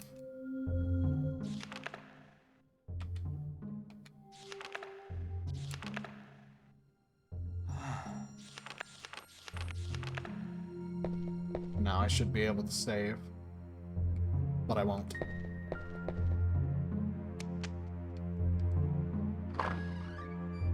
Now I've opened the servants' quarters, and I can go right back through.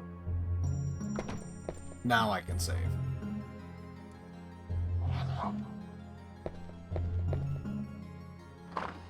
Because this part up here was the one I never was able to figure out, like following Malice around and whatnot. Like, it never occurred to me, walking through this area. Actually, no, it wasn't even that. I was just stuck running through the maze. I couldn't figure it out.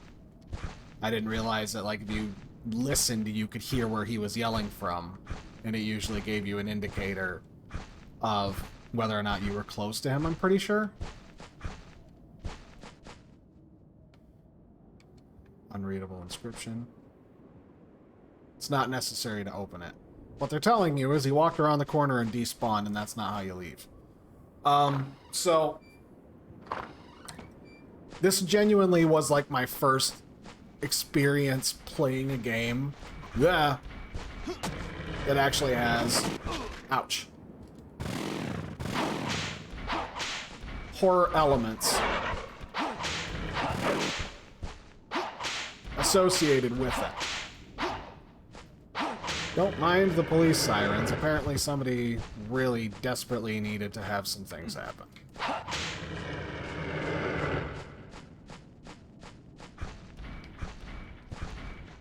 And Frankenstein's already back up.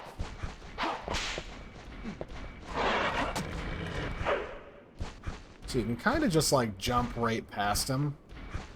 And it doesn't really do a whole lot. I'm still wondering where the other dog is though. Because, like, you get through there, you get Malice, and then this was the point in time where, like, I'm running through this whole area, and... Oof. Alright, I really need to eat some food. That's why you always stock up. Always buy as much as you can handle. Always, don't ever go to a full 10, though. Because if you go to a full 10, if you find any out and around, you won't be able to pick it up. And then it's effectively wasted. So, tend to, like, keep it around the 7 to 8 area. So that way you've got some wiggle room to use it. Otherwise, it's like you've just got food that's, like, sitting on the ground that you can't use later. If you get to, like, a tough boss or whatever. Because you can only hold 10. Ah, you missed. I'll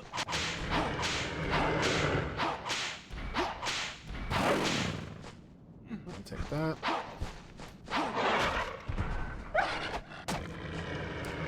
So the whole point with the dogs is that they bite your leg. They do, like, negligible damage. And then he comes up and whacks you. So, this.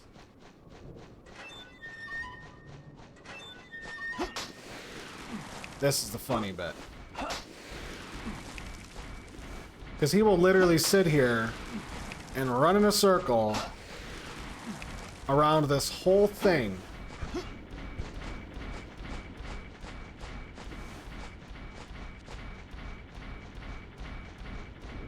Just, that's it. He just runs in a circle.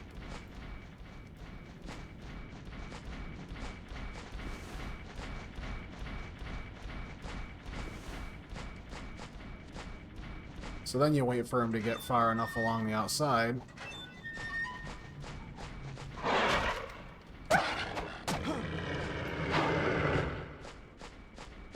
And now he's gonna come after you again.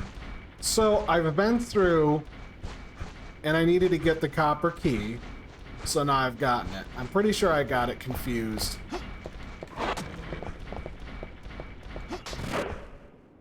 With how Curse of Darkness works. Bar locking the door is lifted. This gets me over to the first area where it was. And now I just saw him spawn up there.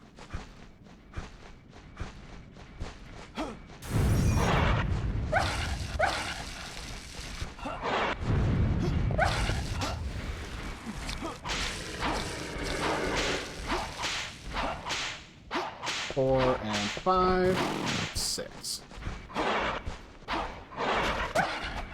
Get off me, dog. Oh no, that's it. Now I got him the rest of the way.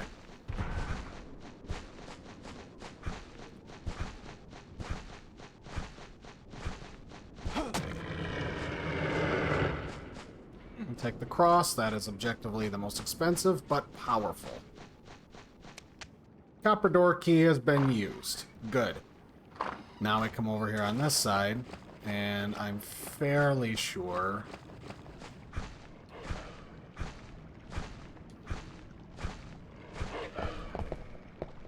Yep, now they're barking because I'm over here on this side. And this should open this door up.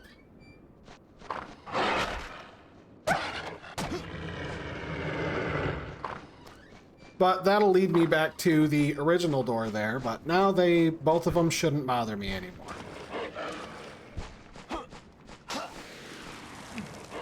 Grab a roast beef. Jump up. And get a cure.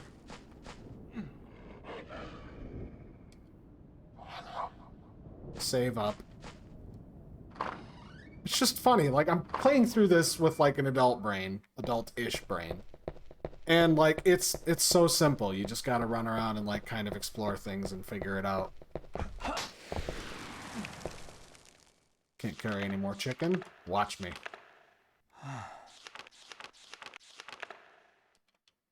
Now I can. Nerds.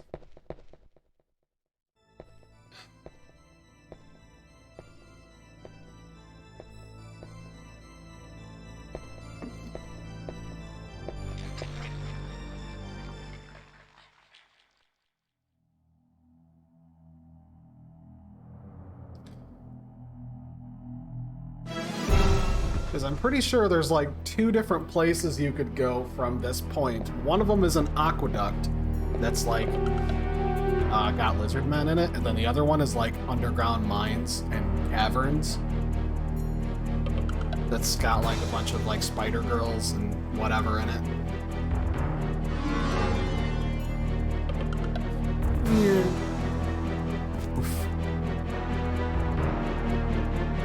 I will kill you here. We shall all T-pose the same way.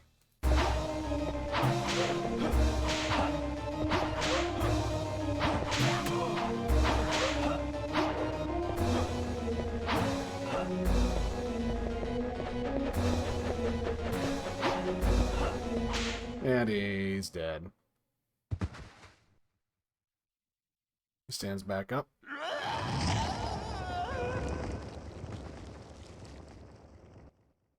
Which wasn't too hard.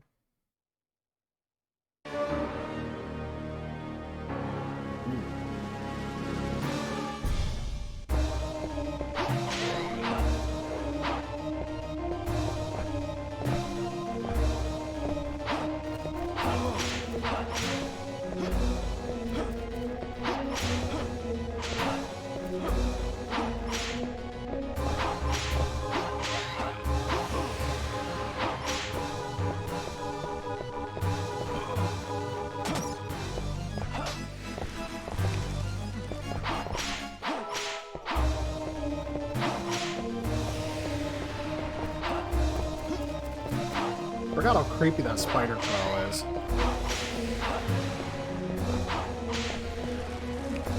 Really gotta hand it to him though. Like, the first time that I played this, and then like, you're just sitting there, then she just gets up and like, "Nyeh," like kind of does the jump scare thing. It's crazy. Because there really wasn't anybody trying to do that. Like, there wasn't really any sort of spooky, scary stuff.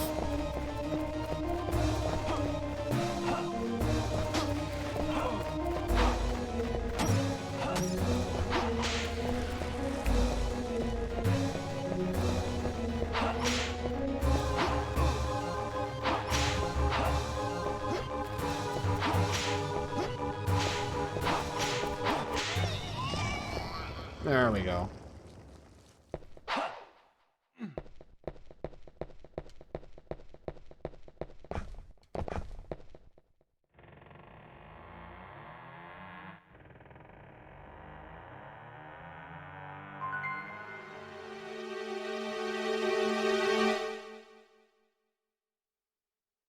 Whee!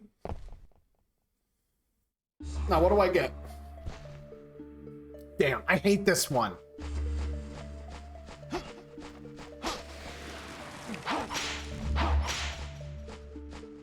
I really would have preferred the aqueducts.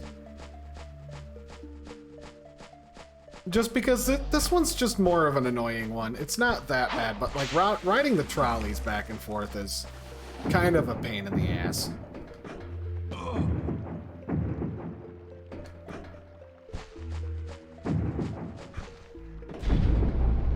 Then all of the, you know, needless elevators.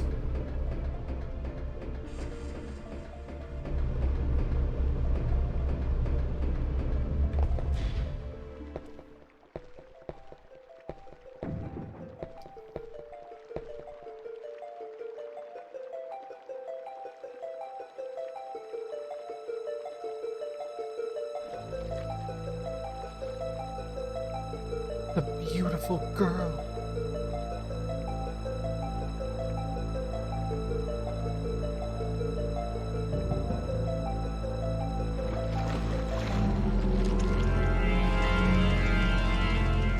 so much worse than that. It's Spider Girls.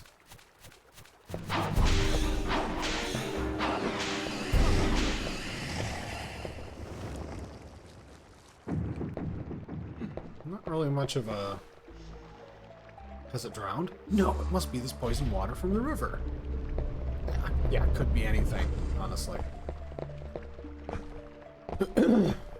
And it's just the annoying thing, like the poison water, it's a different color than the poison water that's like from the initial level. So you just, I don't know, the continuity bothers me because like you already get it, you didn't need to be explained.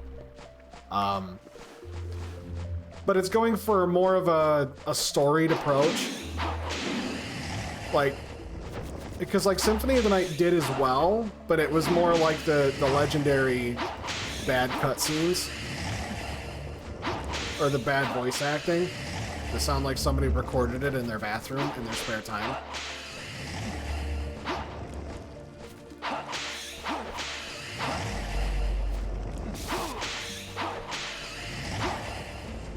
Alright, they're not going to stop, so we've got...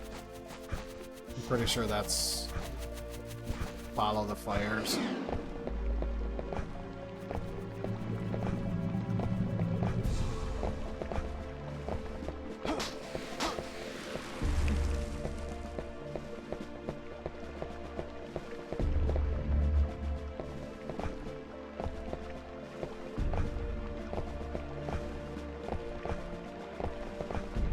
Never mind.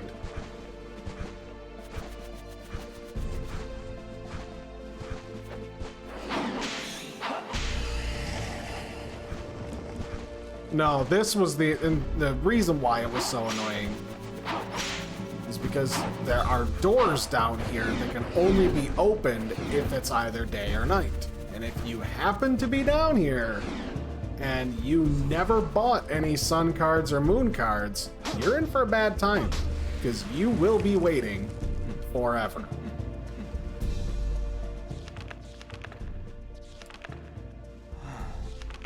Like, not just, you know, that I'm gonna be waiting here for a minute.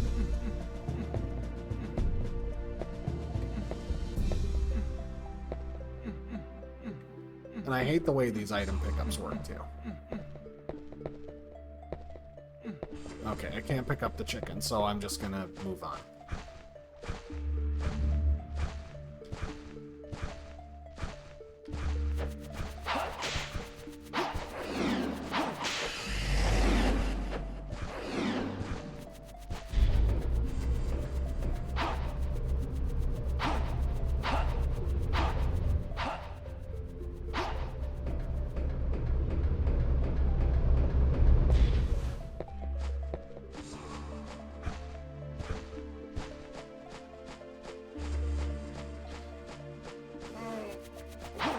Yeah.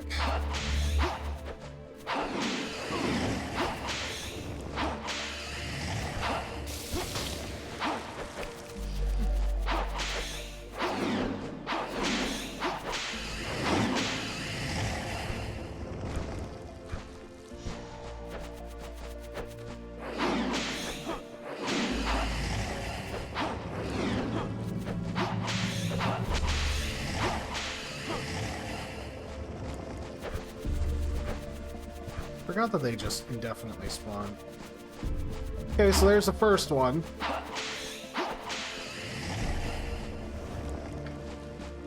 So rather than waste a card, if I just sit here for a minute, it should allow me to open it up.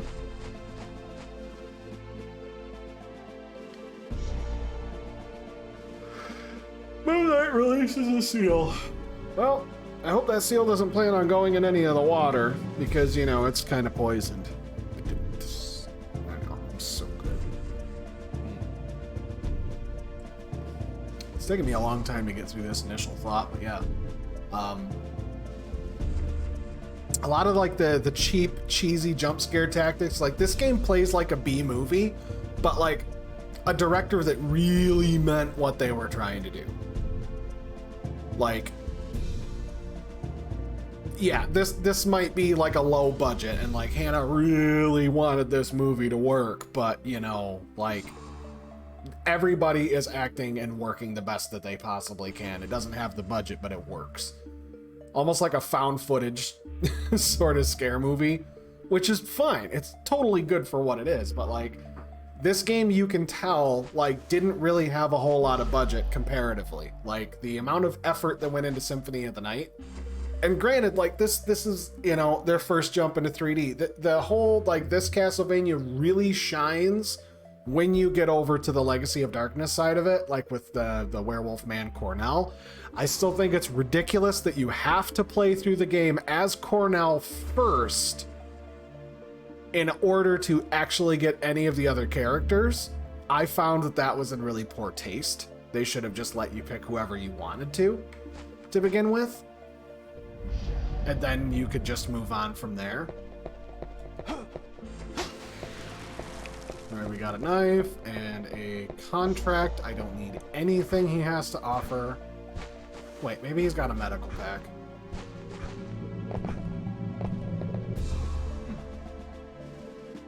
Surprisingly enough, though, considering the amount of actual, like, roast beef and chicken this dude has eaten throughout this adventure, he's probably gonna have to take the biggest dump.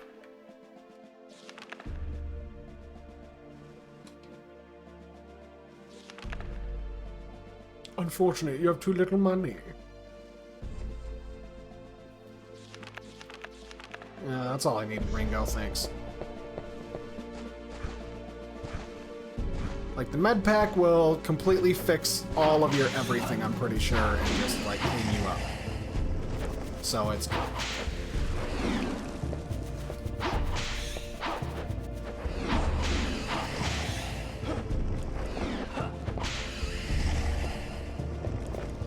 Now, this is the annoying bit.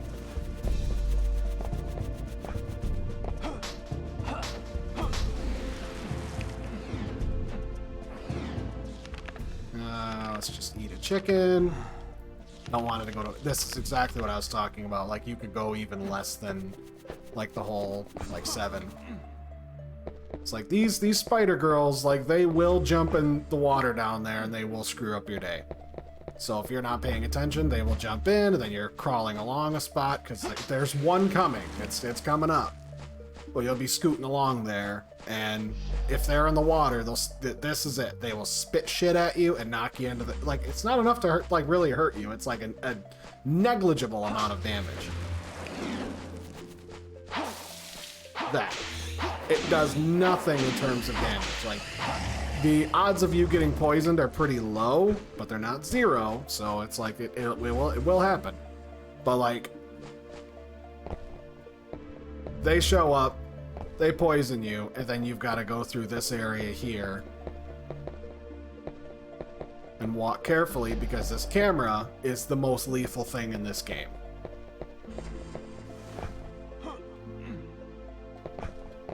See right there? I just did a side jump. I was holding forward, and I was already facing forward. But because of the camera, it decided that I wanted to do a side jump out of the way.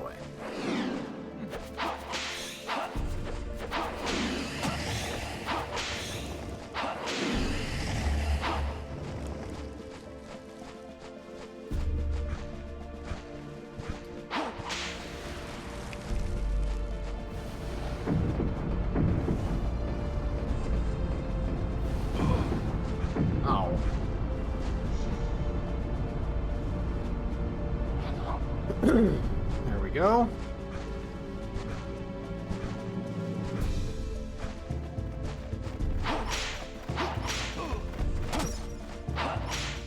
And in case you didn't know, just so you know, like when you're coming up here, you can see in the top, there's number 1. And the trolley also says the same thing up top, number 1. So you'll know where you're going. Could it be someone from the village? It could be anybody.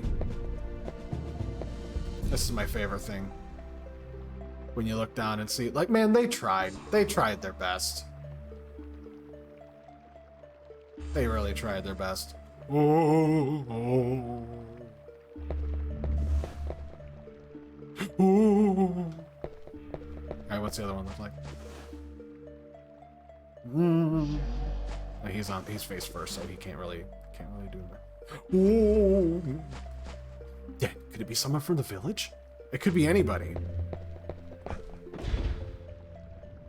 However, this one I found, I'm pretty sure the first trolley here, you don't really encounter anything bad, but if you're crouched down, I don't believe that, like, you will get flung very far if you get hit. So... Now, right there, watch that. See those? That's telling you, hey, those things are probably going to show up and wreck your day, so watch it.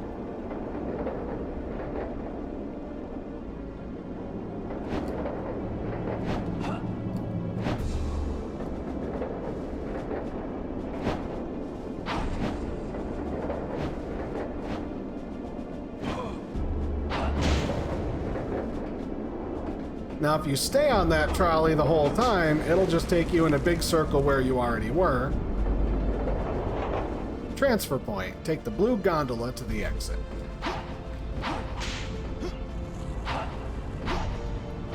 Now, whoever designed this to be actually used by people, there's spikes on either side.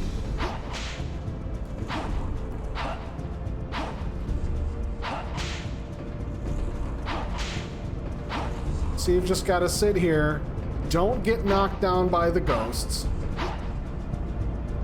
and jump over that, because it will.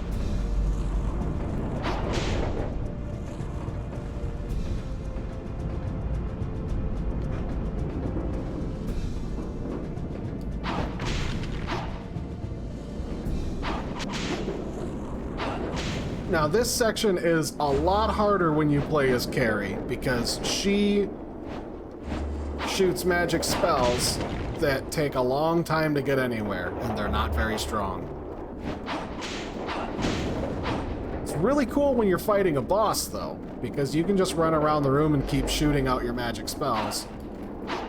And, like...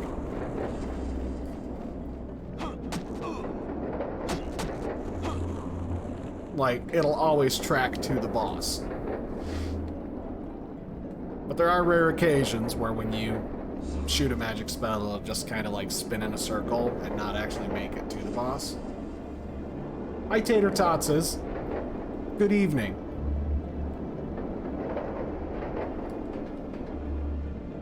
I'm trying not to fall into the pit of despair.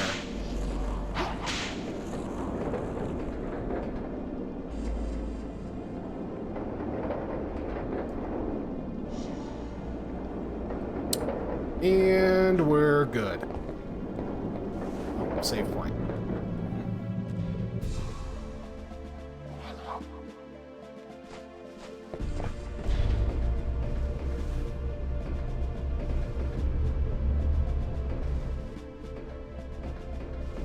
And you run, and you run, and you wait, and you wait, and you wait. Elevators for days.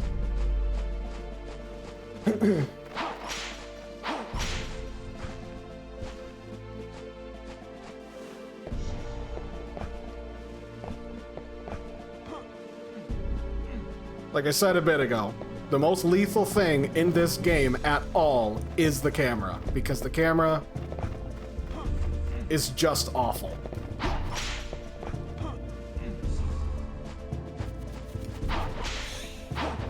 It just spins around out of nowhere, and like I'm holding forward. My forward is top left, but then it decides that it's going to spin around, so now if you need to move, it's going to be bottom right, just out of nowhere. That's a moon door. I don't have time for you.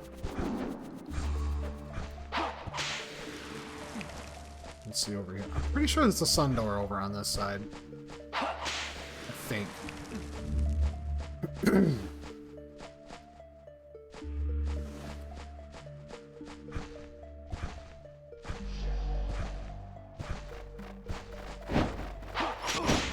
Fire-breathing bats.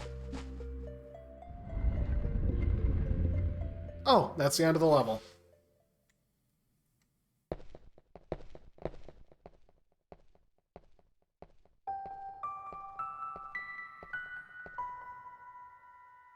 Oh, it's Rosa. What a babe.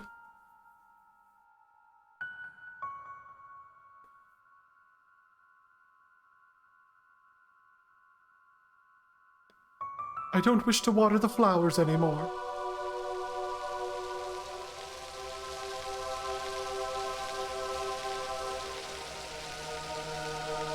Stop! Don't be bacon!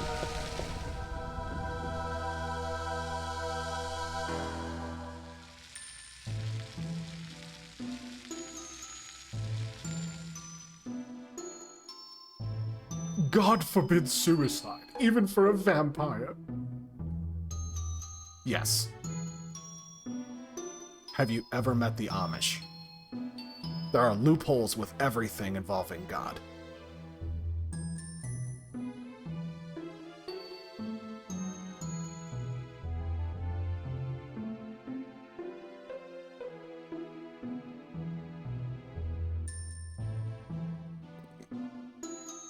Pretty sure at the end of the game he's gonna slay you anyway.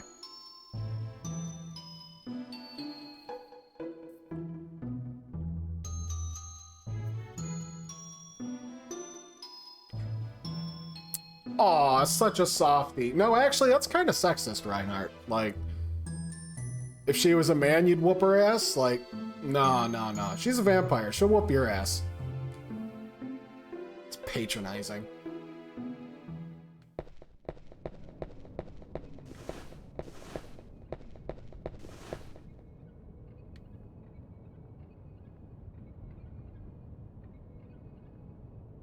You know, in terms of game assets,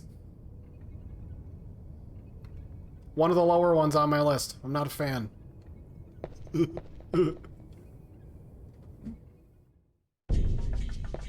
Yeah, this is that level I was talking about, Castle Center.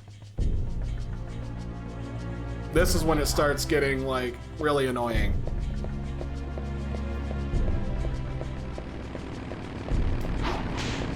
And for some reason, there's just a skeleton on a motorcycle in the hallway.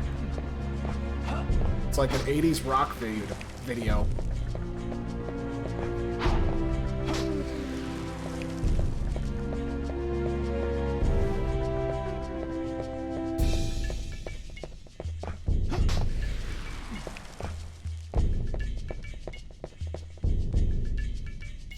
Torture chamber, it's locked. Well, I mean, it's probably for the best.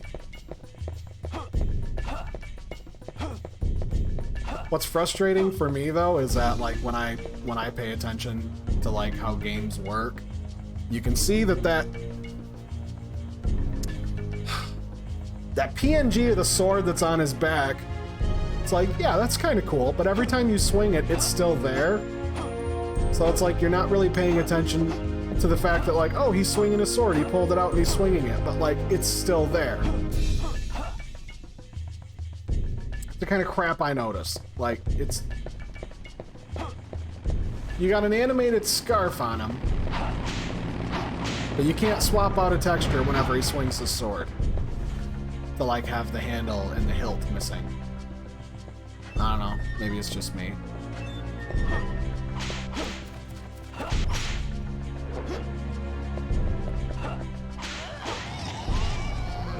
And just casually wreck some vampires. It's fine.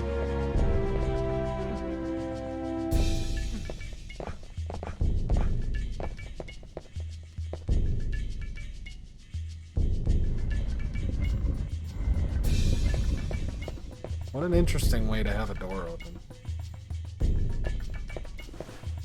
So, trying to remember. It has been a long time since I have made it this far in this game.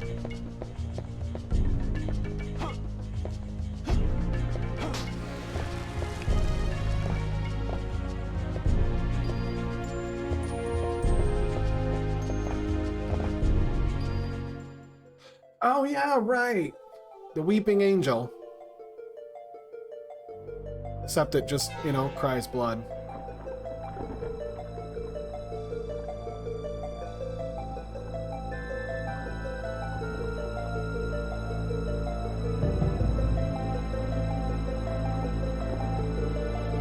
Now, like, in terms of special effects for this generation, that's really freaking good, actually. Having textures that just draw themselves. Hi, Red. Pretty freaking cool. So now it's just a blood man.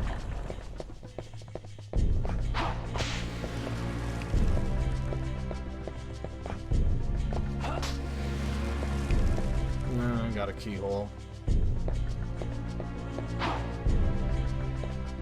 Oh, right, that's the elevator.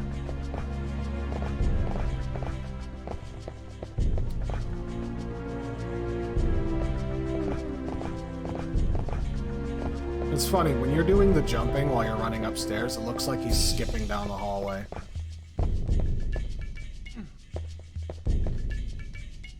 Red jewel.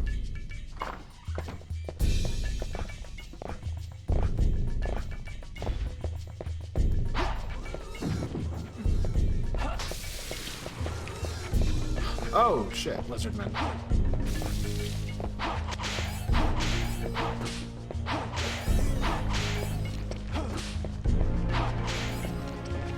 Very good.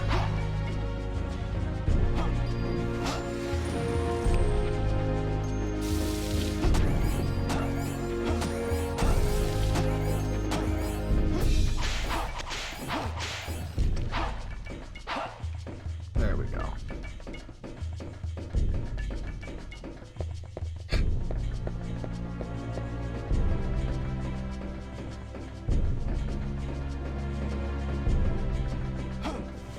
Open now. I think lizardmen just like pop out like after a certain amount of time. Like I'm pretty sure that there's a big crumbly like hole in the wall coming up somewhere, and I can't remember where it is. And that's where like you've got to get the what is it? The Mandragora and the nitroglycerin.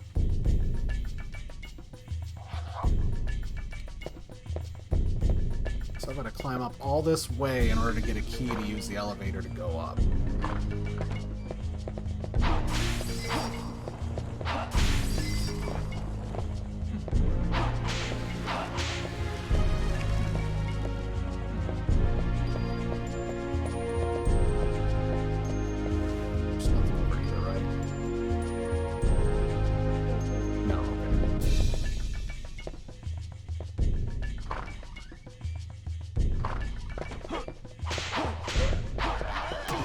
Oh, shit. Get off me. Get off me.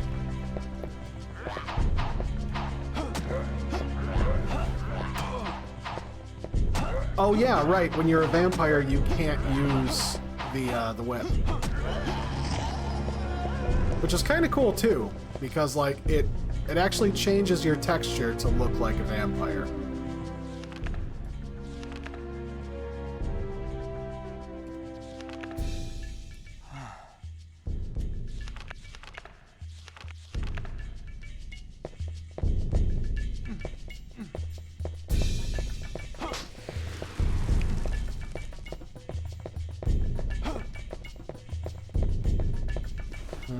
No, not that one. Not yet. Oh, good. I replenished that one that I used. It's an interesting concept, too, because, like, I remember that, like, if you hold off not curing vampirism, or, like, you don't... There's the crack. That's the hole I gotta blow in the wall. And I need to get Mandragora and nitroglycerin to do it. So, if you don't cure vampirism, and I don't even remember like what the time frame is, but I just remember that like I didn't have any cures, and I was still playing and still going through, and what ended up happening is like he just is like I haven't. Well, it was hours ago, but like when you die, he does that, oh no, and then like he dies, and it's a sound effect, but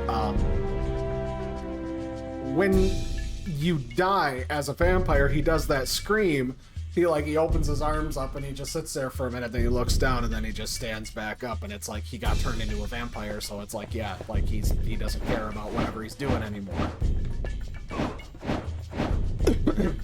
So I thought that was a really neat touch, because normally, like in the other Castlevanias, for example, you get oh, are we friends? I'm a human. I'm only this shape because of a curse. You're an adventurer. I will give you some advice. To destroy the wall, you need both magical nitro and mandragora. Place them both in front of the wall. The mandragora will detonate the magical nitro in a powerful explosion. Take this key. You will find mandragora in the torture chamber. You receive the key. A device to turn people into demons. Bloodstains are everywhere.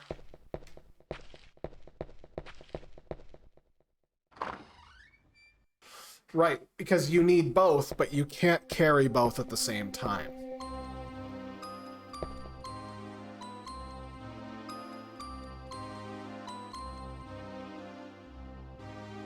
I thought you had escaped. This place? Escape? So you're gonna fight Dracula? Aren't you afraid?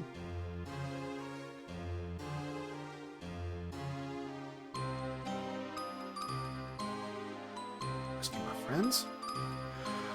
I mean, probably. I will have vengeance. I will destroy Dracula. Oh yeah, that's right. He starts talking shit. He's a spooky child. Impossible. My eyes are pink now. I'm the protagonist. Look at my hair color. You will die. Like wretches. Blah ha ha ha ha. With my blue clipping hair. Malice.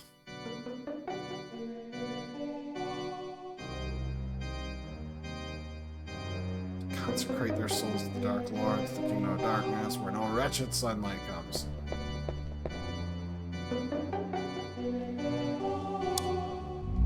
Malice, what are you talking about?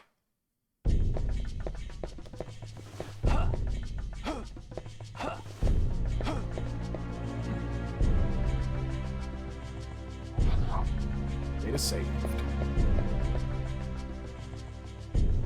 Yep, this is it. Just running will not cause an explosion. But one jumper hit and the story's over. Carry it carefully.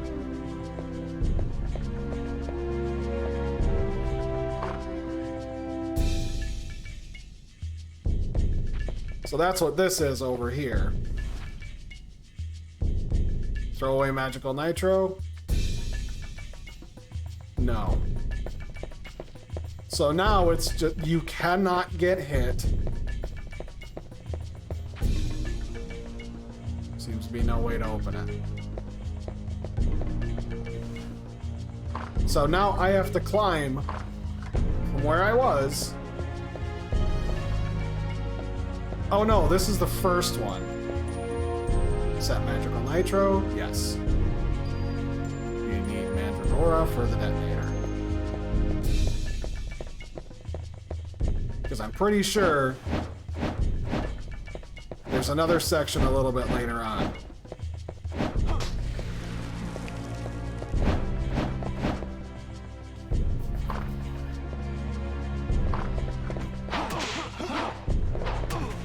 Oh, you pricks.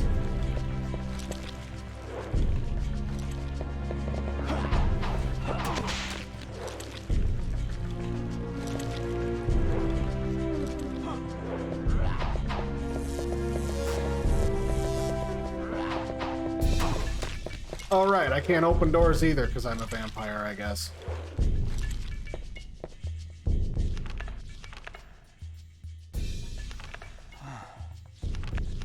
Good thing I got chicken.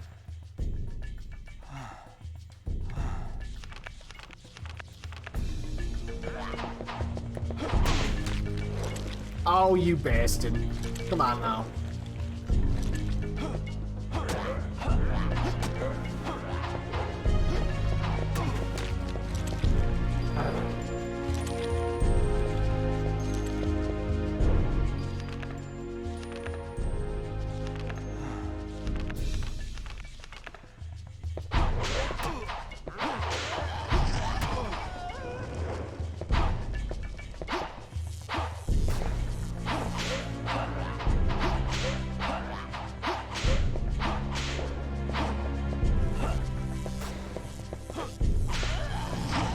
Such frustrating enemies.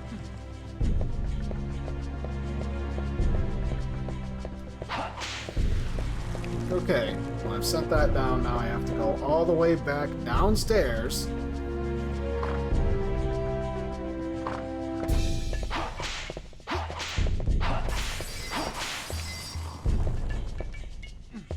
Get the nitro.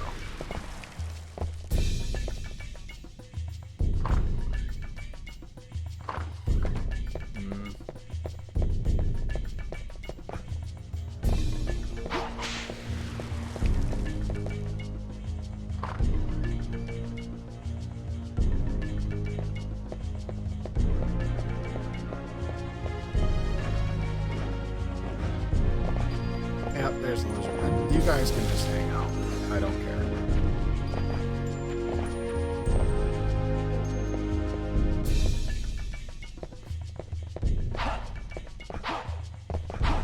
Never mind. We need to fight.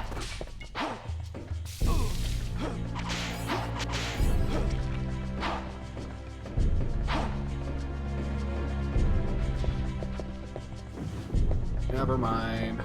Fight again.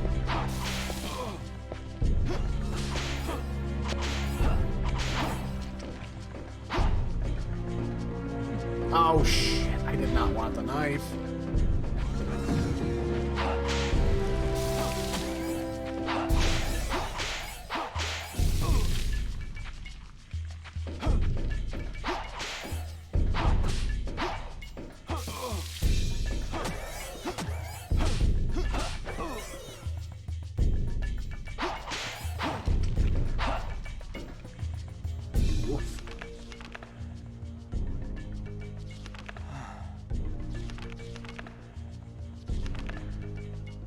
Eat some chicken, drink a Gatorade, get rid of the poison, you're fine.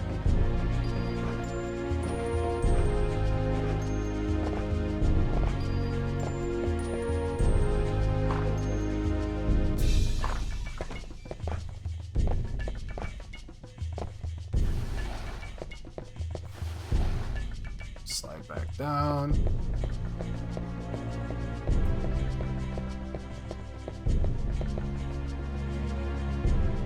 The magic is not working. It's not magic, dude.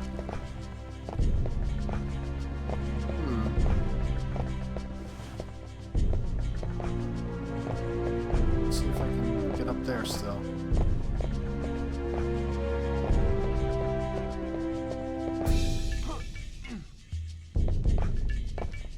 Yep. Oh.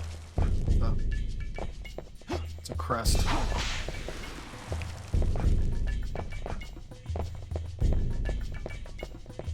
It's a really long walk.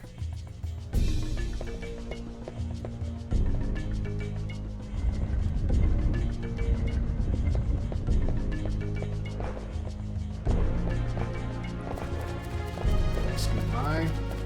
Nope.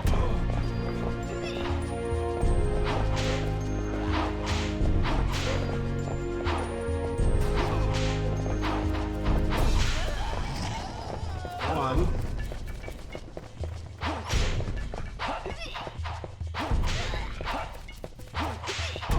Oh, you missed. Almost.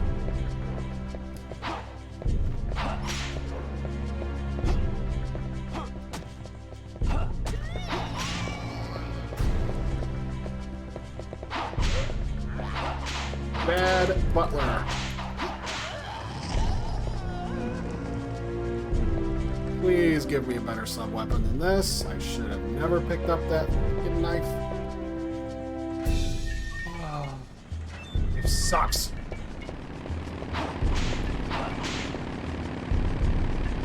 Whoa.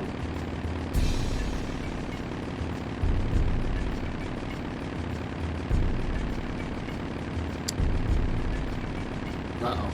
That's not good.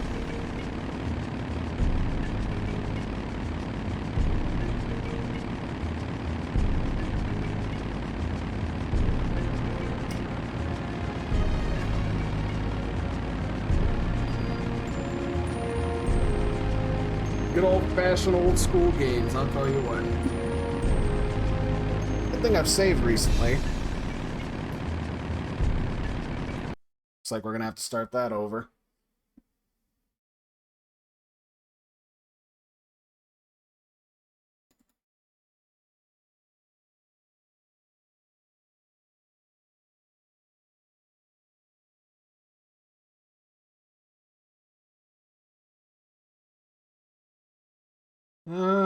Just need to restart it.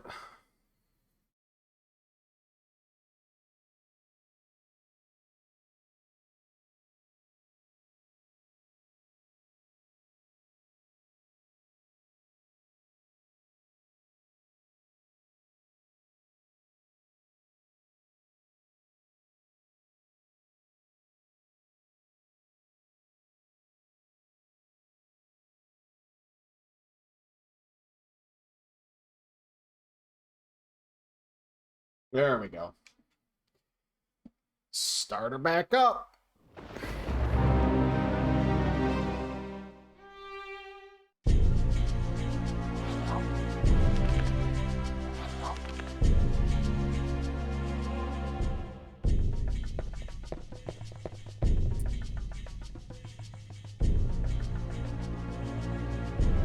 I get to redo this part again, sweet. Well, thankfully it's not that far of a walk anyway, and I get to have my cross back, which is nice.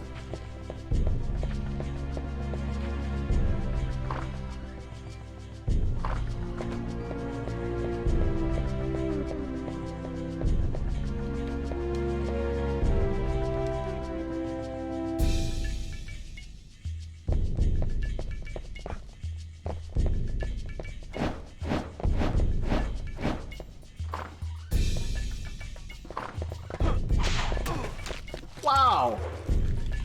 Right out the gate, I get bit.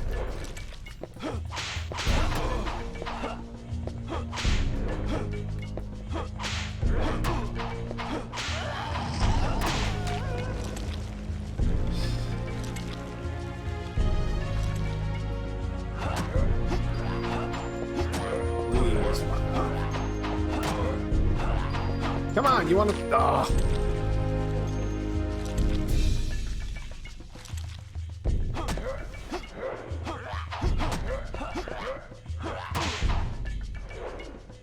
All right.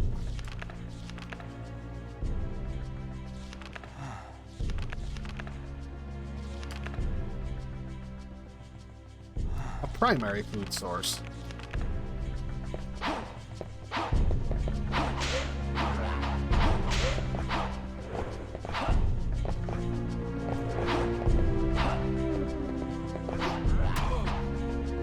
Very nice. Come on. Thank you. Nothing for my effort either. Oh crap, I don't even have power-ups anymore.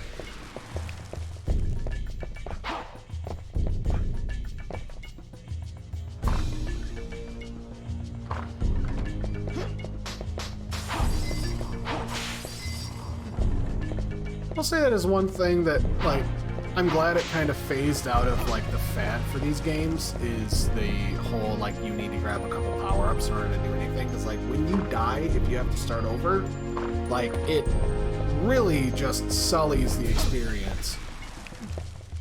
Like, when you start back up and it's like you're objectively worse. Even though, like, at this point, when I saved my game, I had my power-ups. So it's like there's no real reason for you to have that sort of thing. It should just kind of be baked in. Like, the punishment for dying is having to backtrack and having to redo content, in my opinion. So that's kind of where it just feels like it's a... I don't know if saying it's a moot point is a good idea or not.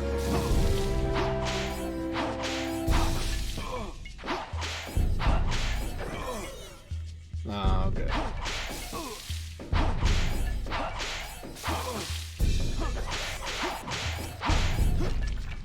Well, I guess it's a good thing I've got my crosses still. Because you have to kill these enemies first in order to get anywhere.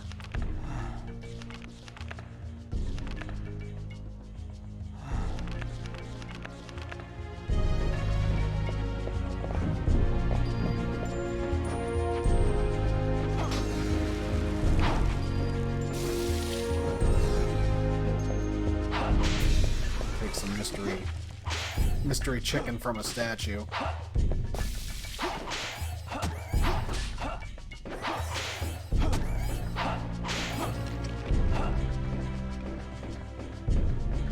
Is that it? Can I move on? Sweet.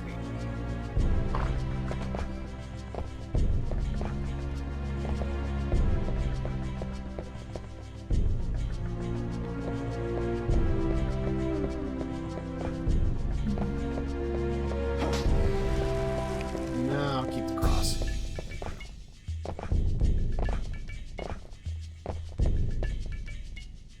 Now we come down here, and I need to fight this trio of asses again.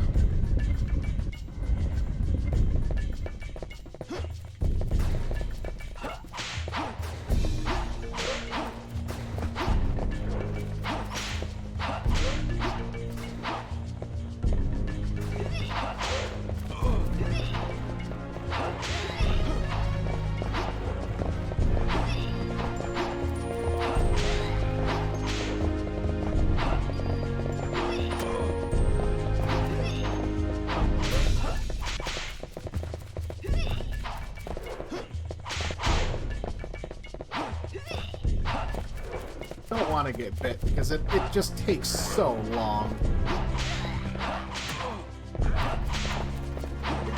Like the amount of inventory management you need to go through. There we go.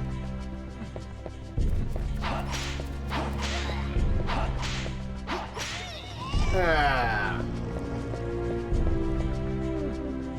I'd say bite me, but I'd rather you didn't.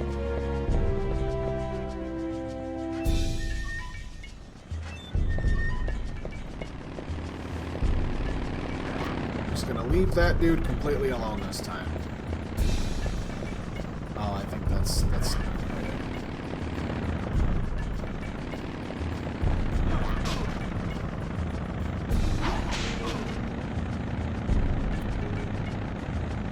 for some reason, dying or killing that skeleton at this point is gonna freeze up the game.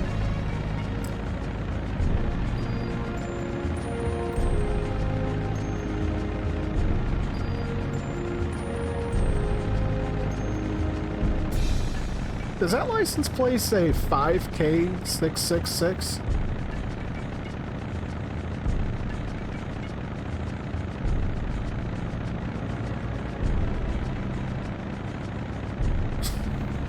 That's so funny. All right.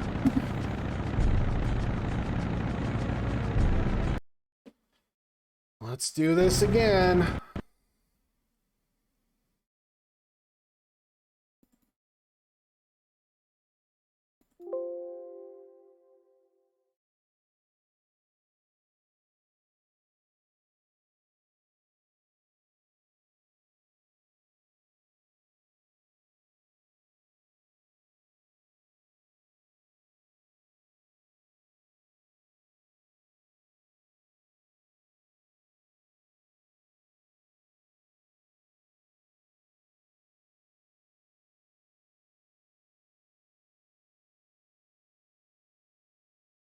I think it's raining.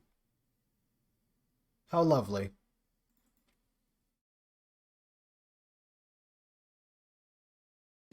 Alright, note to self.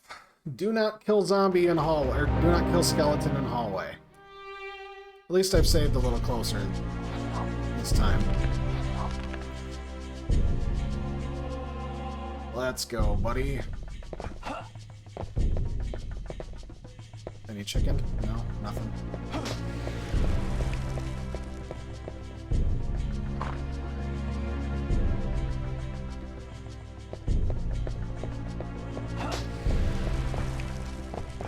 So I'm pretty sure that it's that same skeleton on the console too that does the same crap.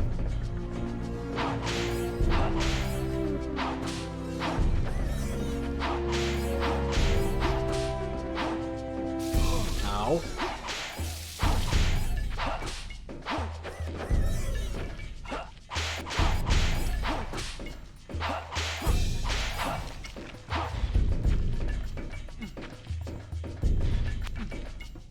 No! Damn it!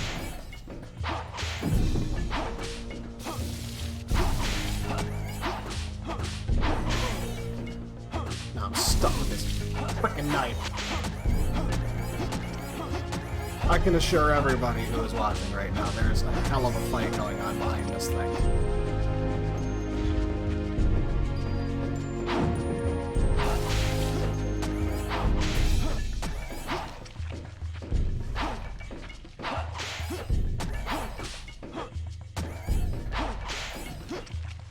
Camera work is just, again, awful. Like, you can put it on action view or battle view. Like, it does not matter what you select, all of it is dreadful. Like, the most passable one is the action view, where at least it follows behind your character depending on where you're going. But I keep, like, reaching for, like, the right control stick to try and turn the camera around, but it doesn't work that way.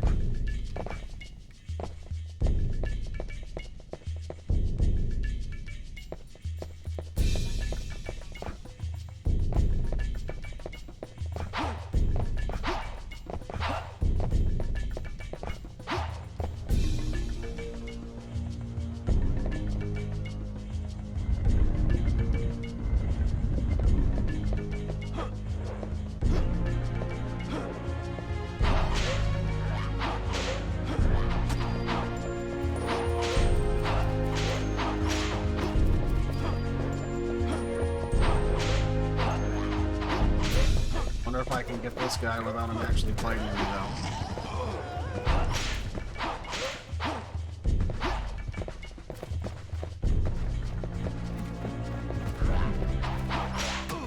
Ow.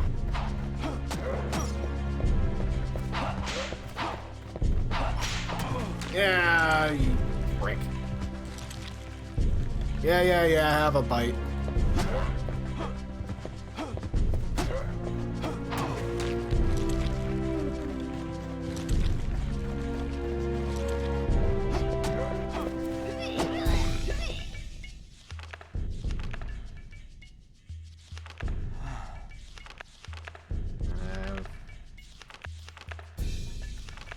I have a couple chickens.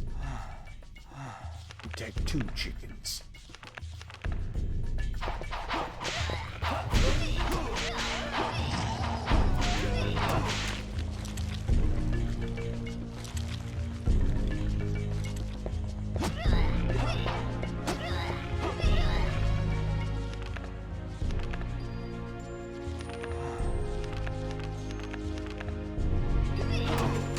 Really?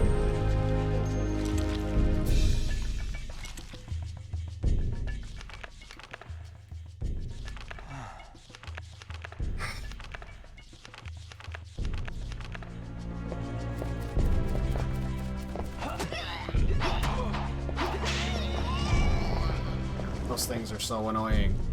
Oh, sure, thanks for the 1 gem. Appreciate it. Okay, now, I'm gonna go left. I think. Yeah.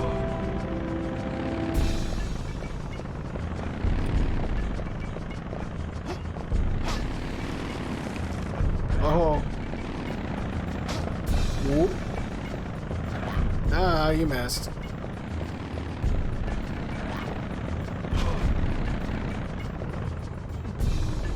Save right here, so I don't have to deal with that again.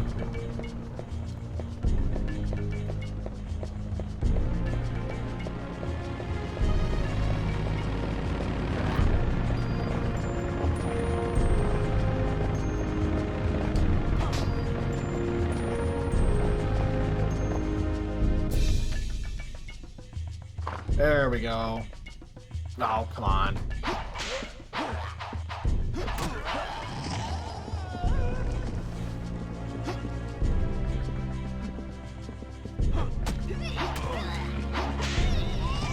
Well, at least I got a power up now, so that's better than nothing. It's lightning in a bottle.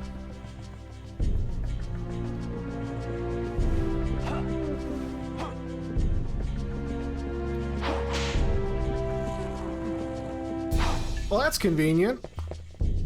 A fire burns in the hearth. A fire burns in the hearth. A fire burns in the hearth.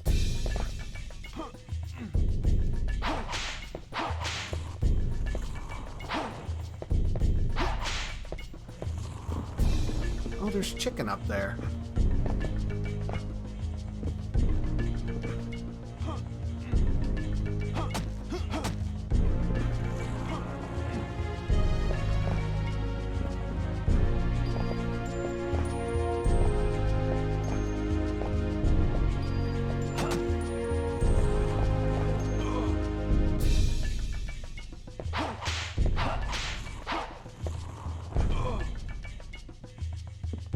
Oh, that's roast beef.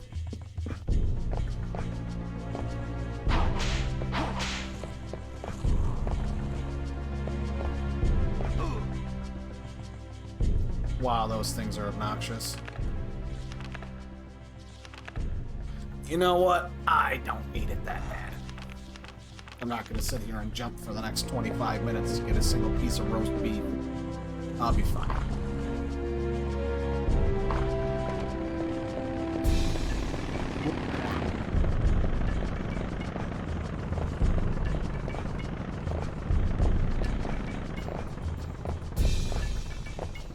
And save again, because apparently it likes to bug up at this point.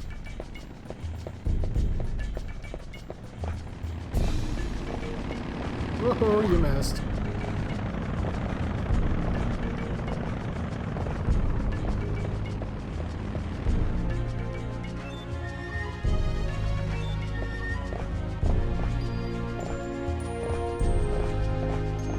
Skip, skip, skip, skip.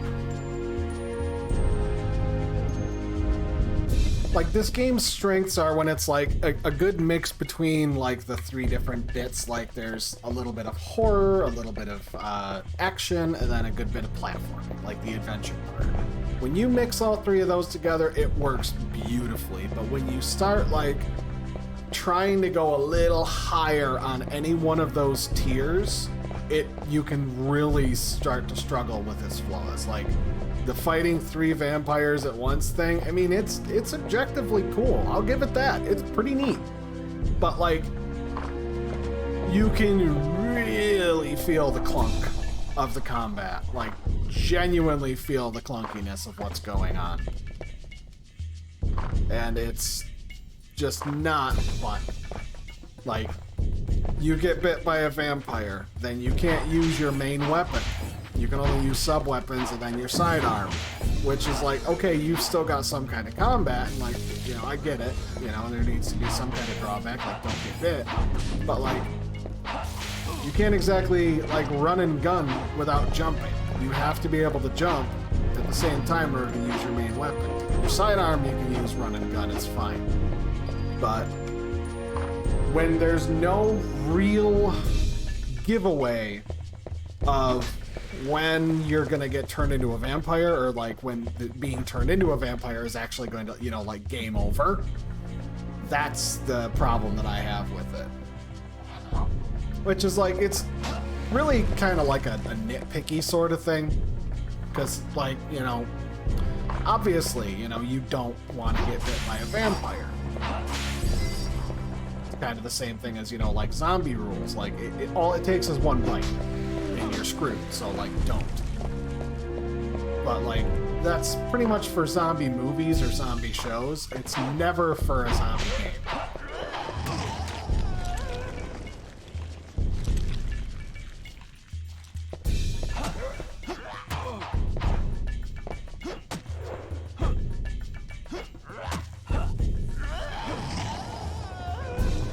Go and purify that off again. Have a chicken.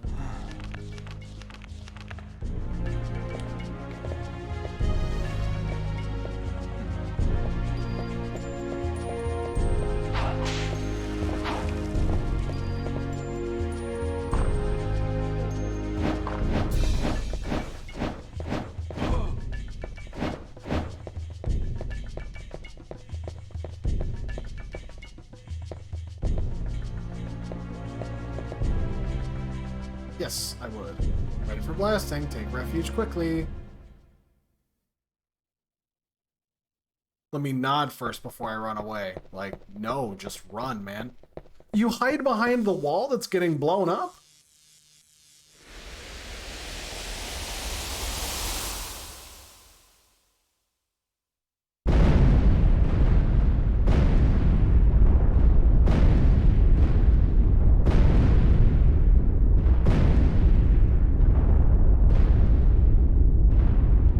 Hey, whatever works.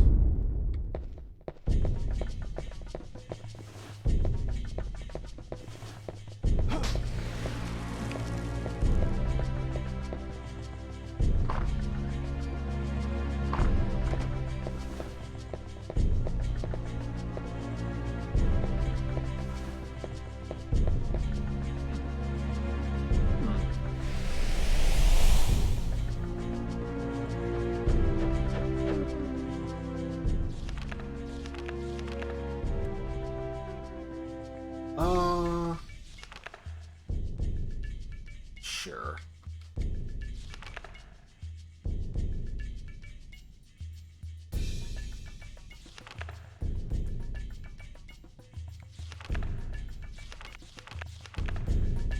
Need to be careful with those though, because like if you buy too many of them, then you end up screwing yourself later.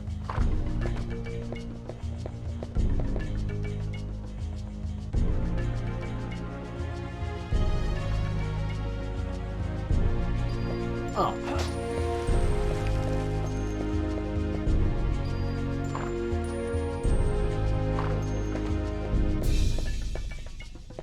It's actually the end of the level?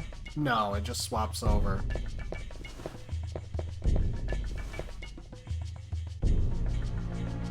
Blue is the color of Neptune, 8th child of the sun. Magical nitro cannot destroy the wall until the protective seal is removed. Some kind of code. No, it's pretty clear. Oh, that's right. I forgot about that. I gotta go up to the observatory first and do some shenanigans, which is really cool.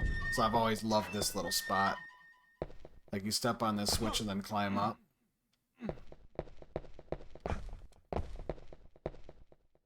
A simple but elegant desk.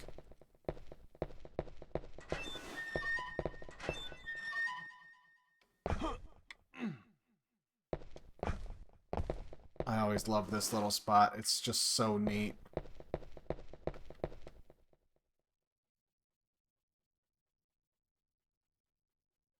Three statues of goddesses, each made from a different material. The base has an inscription. Arrange the three goddesses under their father, the sun, to release the seal. Line up the goddesses.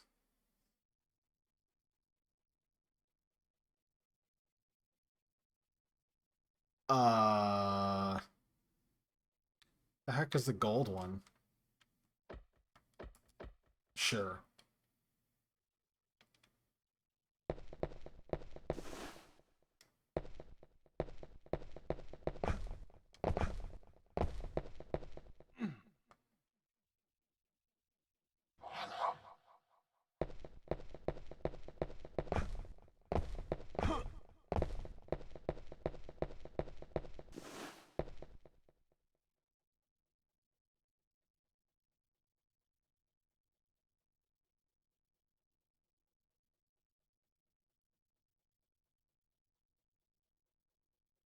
Oh, good God, I forgot to... Ugh. Alright, let's see. I think gold is Venus, and then red... Mercury, Venus, Earth, Mars, and 8. Yep, that was right. I was not backtracking through all that bullshit. You have to backtrack and examine every fucking one of all three of the goddess statues in order to get the correct code. Seizure warning. Sorry.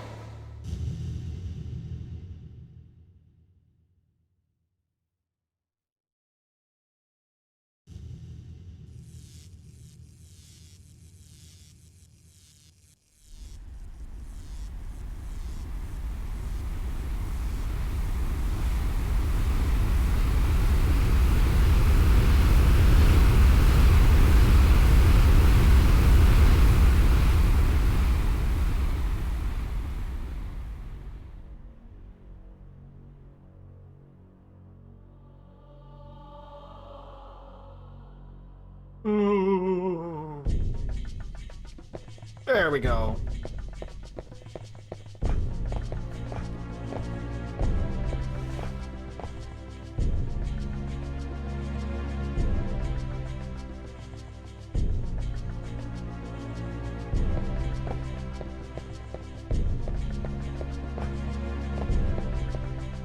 Make sure to save that too. You don't know if there's going to be a motorcycle skeleton underneath me now.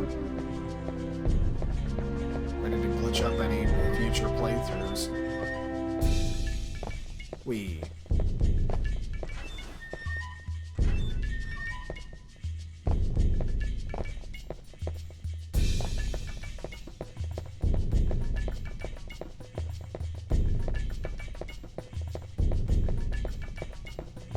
That'll be the door. Cool. Now that is all squared away. Now the only thing I have to do is go and find out wherever that place was. Because I'm pretty sure it's that one doorway that I haven't been in. But now I need to bring the Mandragora.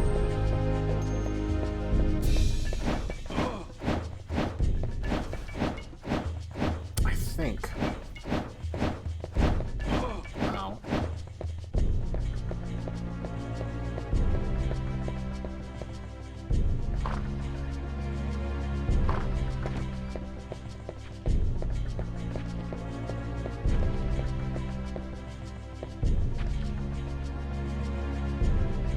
There's a seal crest protecting the wall. A wall with this seal will resist the most powerful blast. Alas, I cannot say how to remove the seal. Okay, we're fine with that. I've already figured that out, buddy. So...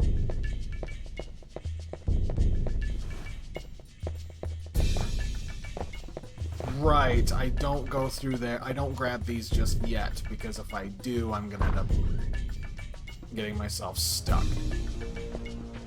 So I'm pretty sure there's no other way through that area.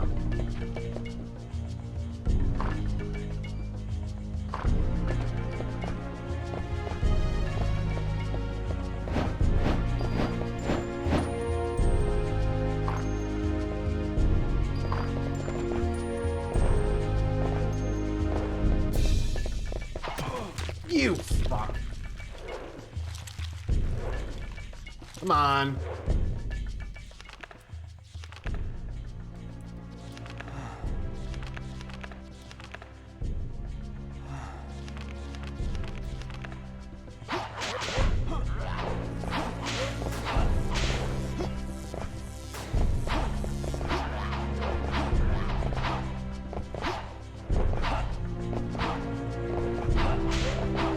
Really clunky fighting in close quarters where the camera...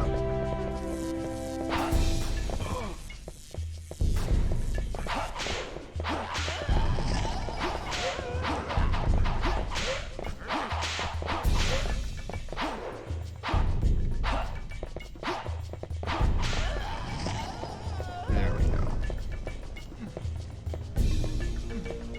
Money, money, money.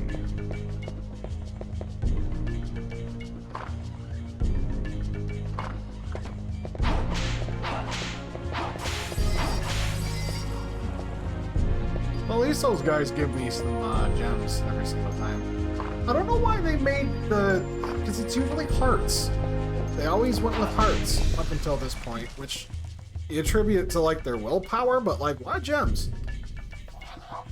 Is it because gems are shiny and look cool, or is it because the gems have a lower poly count than what a heart would have, and they're worried about having too much stuff going on screen? Which I think is funny, because, like, they have no problem putting in PNGs. Like, the flat, plain pictures that follow the camera no matter where it goes. Like, that's locked. It's just a square image put in a 3D space.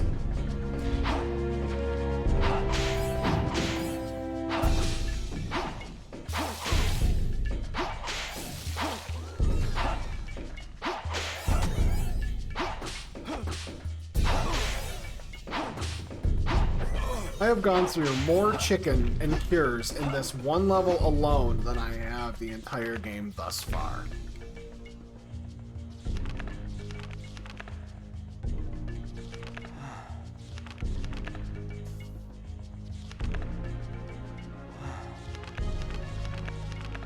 I think it's funny because like the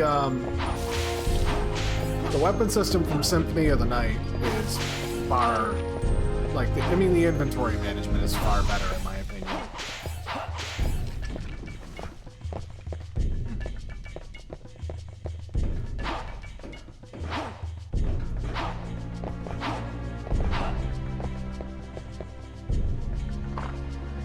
Probably because it's just about an instant pull for the data, and then this one, it takes a minute. And like every single time you get poisoned or you get hit or whatever.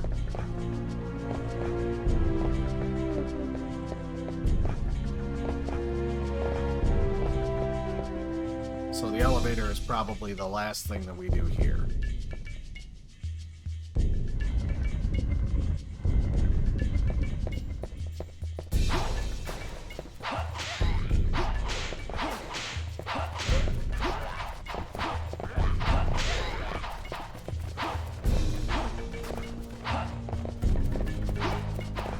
Oh, you missed.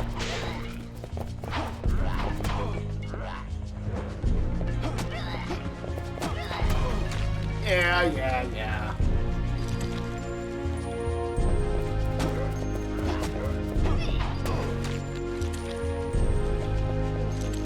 Everybody's having a bite today.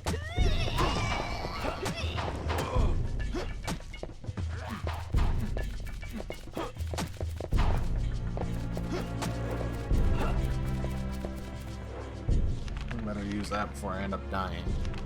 That would be no good.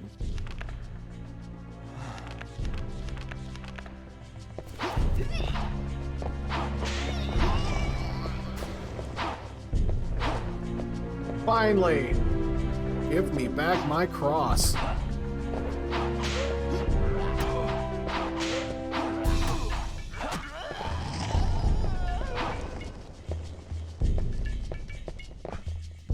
Bunch of nonsense, all that.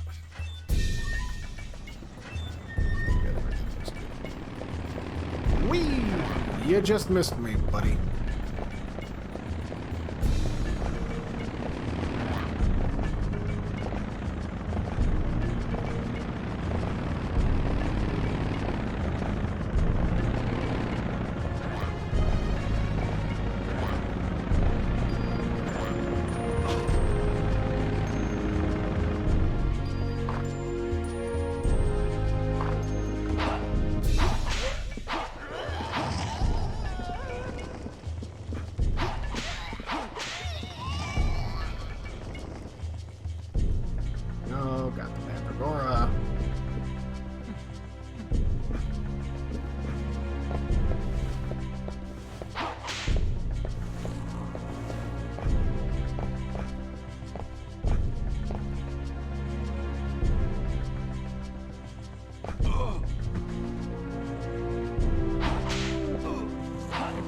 The roast beef this time.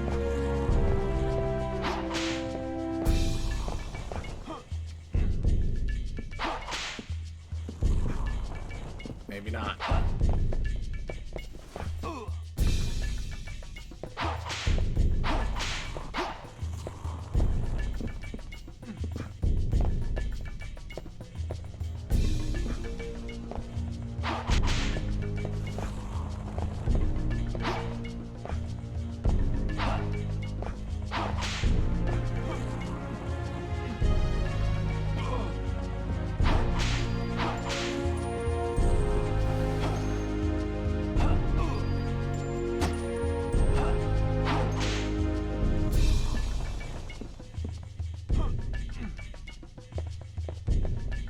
Ha! The beef is mine. And now I'm leaving. Goodbye. Alright. Let's just move right out of the way of that.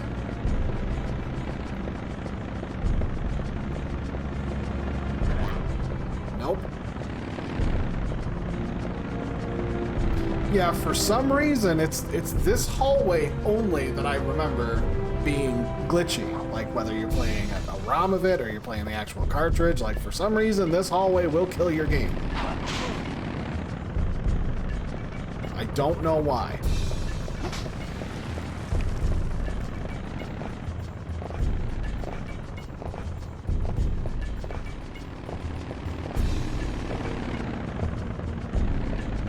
Maybe it's just because it's like the midway point between here and then there's also like this giant arena, which is like really cool because this is the boss.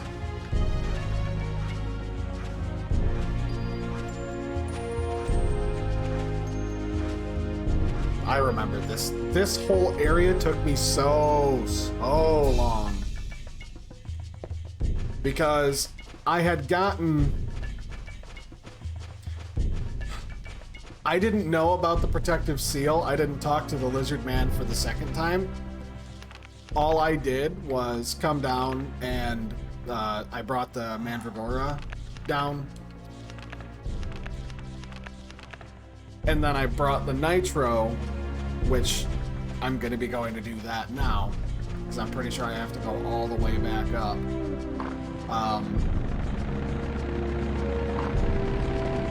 But I went through and got the Nitro and brought that all the way down, only to find out you can't place this here, it does nothing.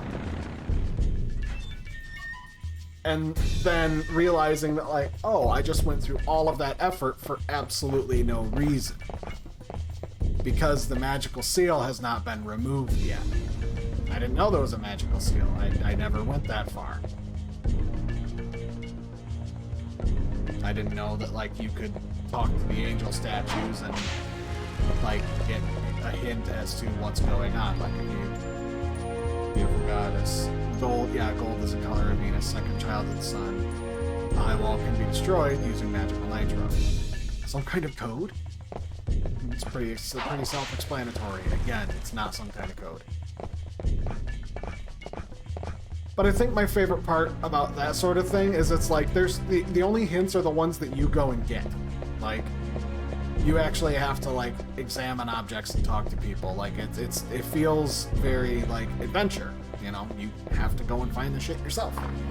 It doesn't just, like, show up and, like, you just gotta figure it out. And then this is it. I'm pretty sure it's red as color of Mars, fourth child. A slight shock can cause the magical nitro to explode. Some kind of code? No? Again, extremely obvious. So, like, as you can see, this whole area here is pretty, like, pretty rad. You know, like, there's the whole, like, you know, turning gears and whatnot. It's such a cool little set piece. The funny part is that, I'm gonna have to navigate this whole space here coming up with nitro in my inventory.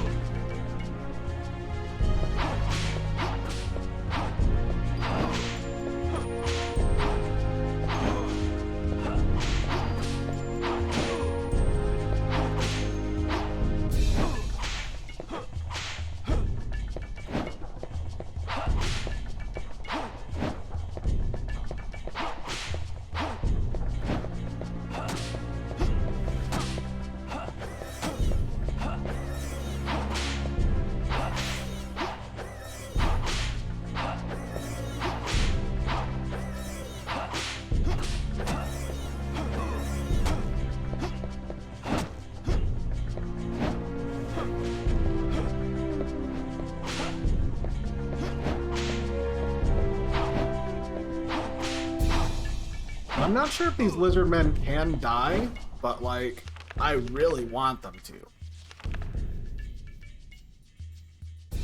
Because this way that I'm going here is, I'm pretty sure, the back door to the room with the nitroglycerin in it.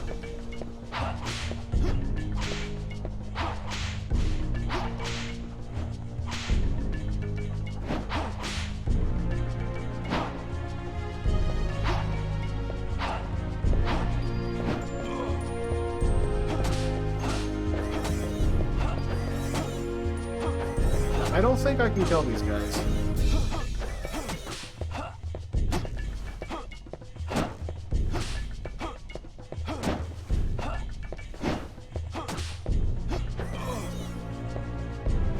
I mean, they don't actually move around, so it's like this is just a gauntlet. Like, you just have to get through that area quick enough.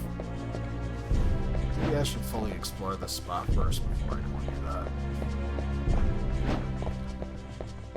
Make sure I got all the bits and bobs out of here first.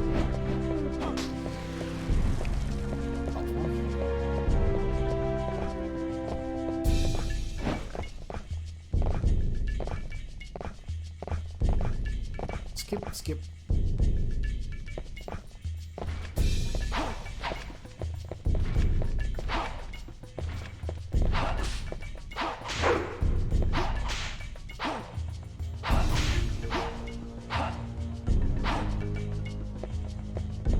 Oh, I won.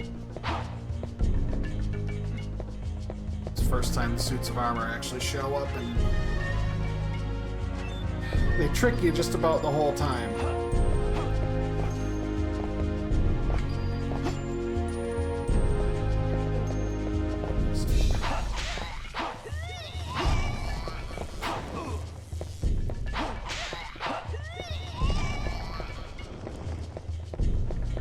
At least they only take 2 hits for these guys. It's like, it's gonna be a lot.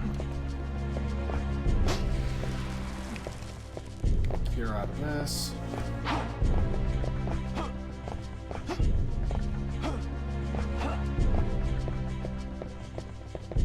As soon as I walk through here, I'm pretty sure I've got 1 or 2 more rooms before it's going to be the back door.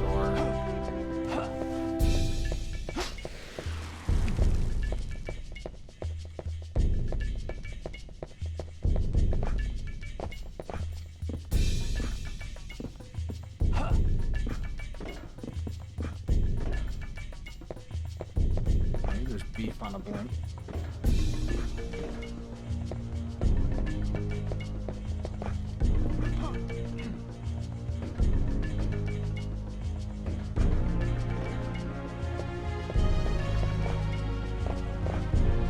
Let's climb up.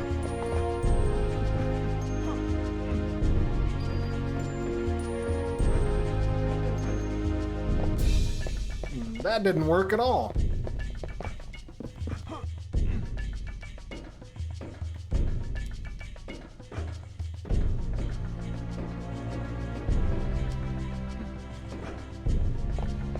Their lunch on top of that blimp. And I'm here for it. It's fine. Their loss is my gain. I will eat that beef.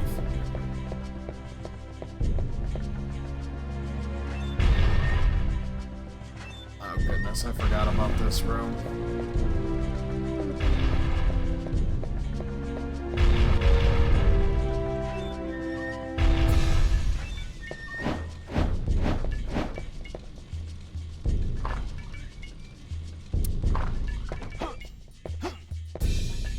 Supplies, no. Well, it's saved though.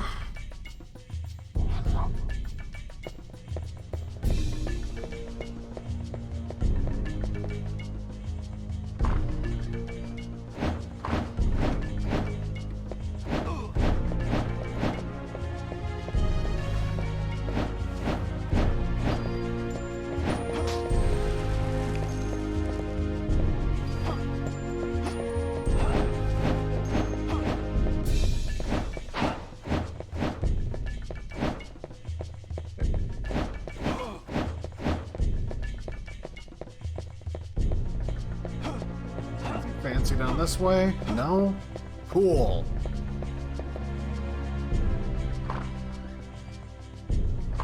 This is probably one of the more frustrating levels because there's a lot of back and forth that it requires, and then it's also like just annoying back and forth. It's not like you're like, oh, I got the key, I get to go back here and get this cool upgrade. It's like, no, it's just like climb all the way up, climb all the way down, climb all the way up, climb all the way to the beginning, run back to the spot all the way at the top, open all those up, then walk all the way down, grab the thing, walk all the way back up to the top. No, walk over to the big room, drop the Mandragora down, then walk all the way back up to the top, walk over to the other room, walk around the back room, now grab the nitroglycerin, and then walk without getting hit and or falling or jumping or anything, and then walk all the way back down to the bottom.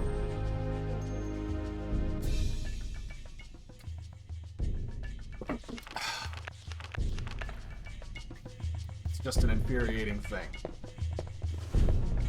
Okay, I do have to power it up,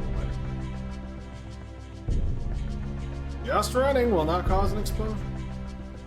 I think it's funny, like, there's not very many of them here. Like, you could easily climb over that shelf.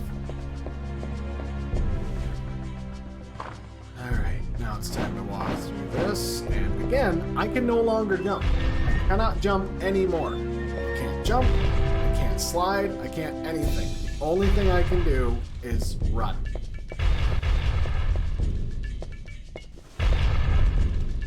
And I also cannot get hit. Which I'm probably going to, so you'll get to see the funny part anyway. More than likely.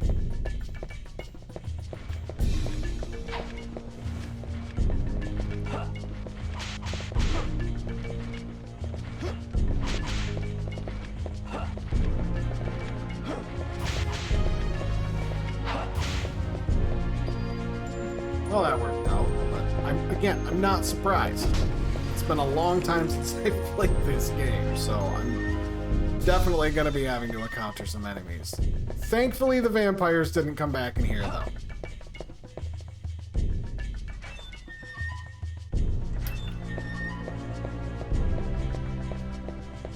But what a crazy concept, though. Like,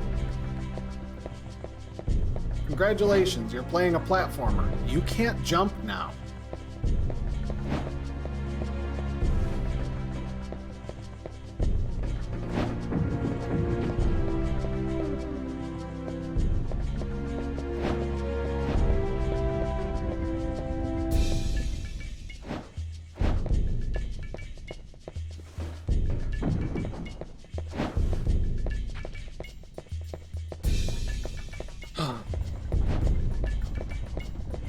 That's the easy part. This part sucks.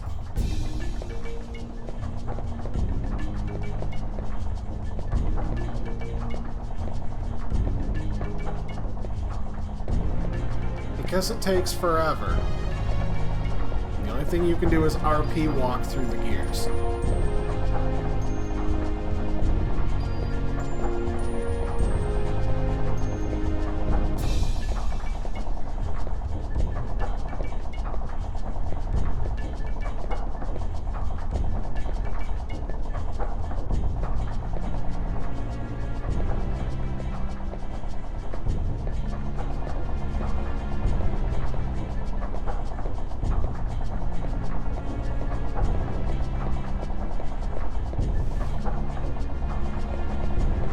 Squeeze through this little spot here. Don't get pinched because you will explode.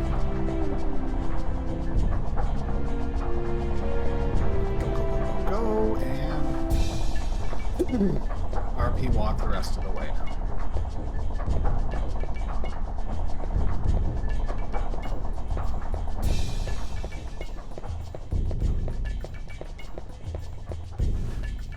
I took the wrong way.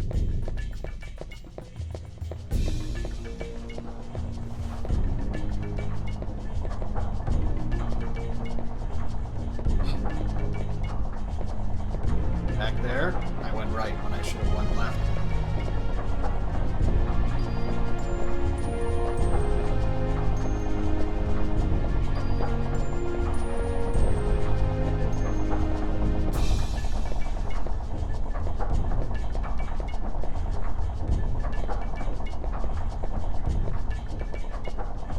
I have always enjoyed the way that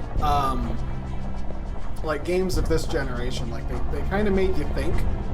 Like there's like when you think about the way the modern games, I suppose, like they'll put a little hint goblin or something somewhere that's like, oh, check this out, and it's like there's a lot of exposition dumps in weird places. Like I'm not like speaking gospel by any means. Like yeah, you know, like there definitely is. It's got its flaws. It's by no means a perfect product here. It's got issues. But that's what's cool, is that like you can cherry pick the different things from games of this genre or just games in general from this era that, you know, are really fun or interesting.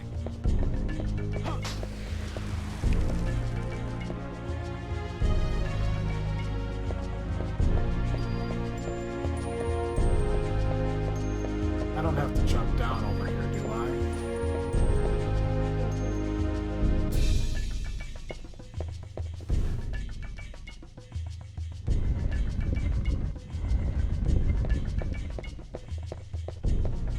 No, okay. Like, one game that I was recently playing was Scorn, and that is... I'm gonna die.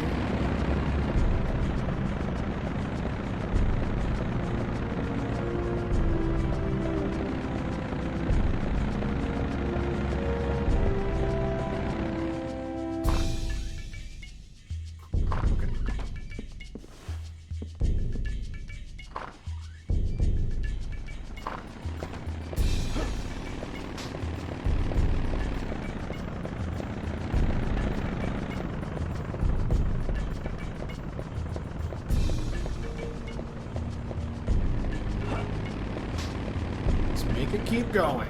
I don't need an explosion of any variety. Holy crap, I made it first run. Whew. But anyways, Scorn was like a phenomenal game. Absolutely. If you have not played that game, go play it. It's worth every penny that you will get.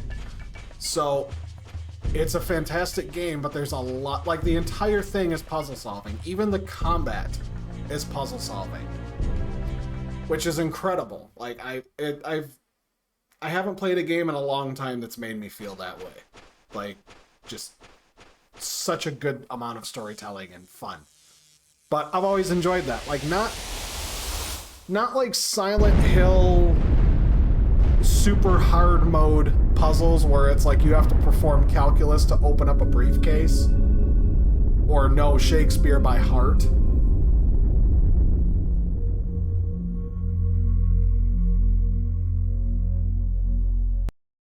Turn that down just a little bit.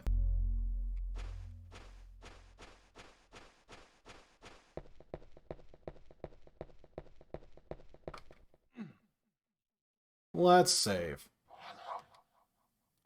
Now we can see what's going on with this jewel here.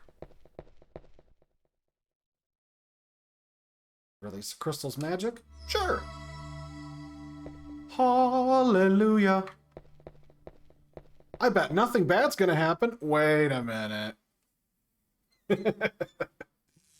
Yes, something bad is gonna happen. It's gonna happen right now.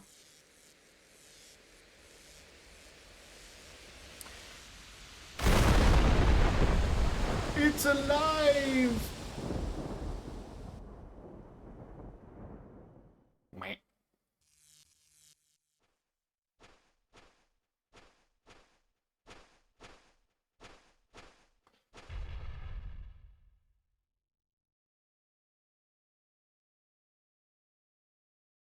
I love the framing of that. It's like he's walking out here and he's like, oh, what was that noise? Like, of course you could see it from his angle, but he's like, oh, where is it? No, it's definitely a big bull.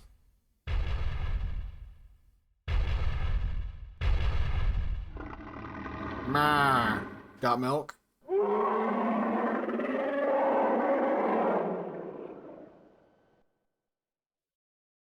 Such a cool fight.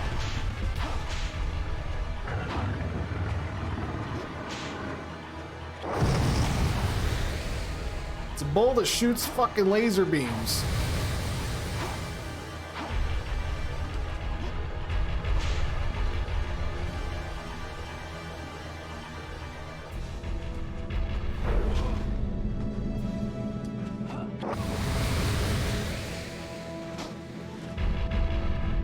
I forgot that thing hits like a truck.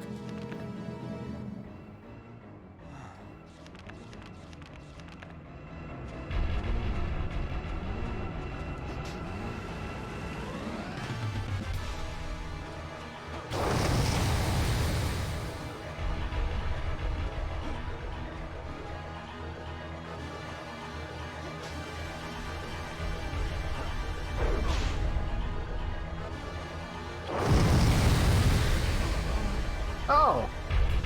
Okay. Bye. Restart this stage. Absolutely not.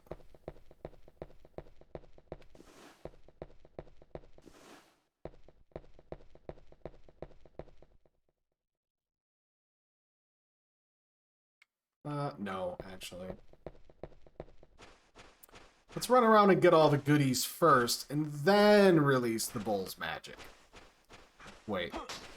Don't take that out of context. So, I'm not really sure what the genre is, but it's like the, like how Silent Hill has the light amount of like logic puzzles, or like grab the key, go here, go there, or like, you know, traditional Zelda games, for example. I've always enjoyed that. I've always had fun with that, and that's kind of what I like about Castlevania in itself as well, because it does kind of the same thing. Like, yeah, there's linear progression and there's combat and fighting and whatever else, but it's more like you're running around trying to get to know the world and explore it and figure things out, which I've always enjoyed. Like it's a fun romp.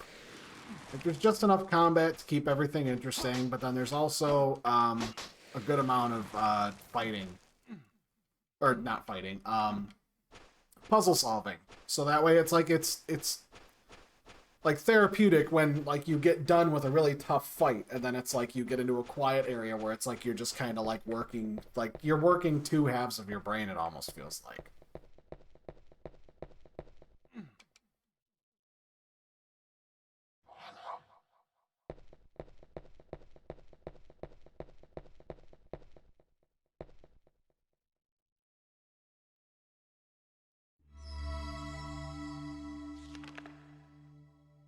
And if I'm not mistaken, here's my second favorite thing with this game. Start, skip.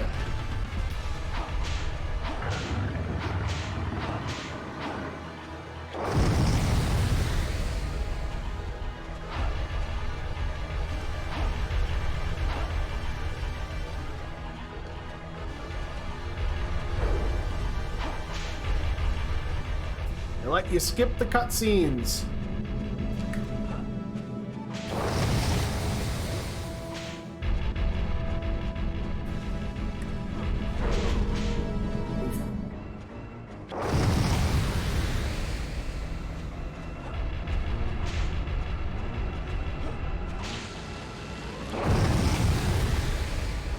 Oh yeah, that's right. After you beat up the enemy enough, it's... He starts dissolving into an actual skeleton, which is fucking gross, but cool.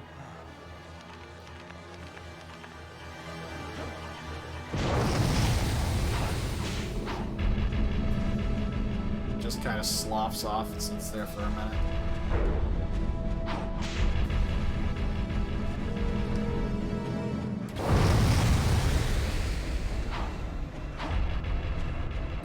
Really annoying fight, though. Much easier with Carrie. Because she can just kind of, like, run around and hit, or just keep shooting out her spells. Or Reinhardt, like... Oh! Oh, shit! Well,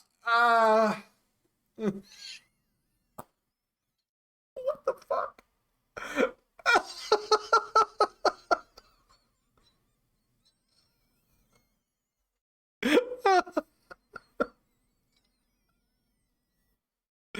I can't.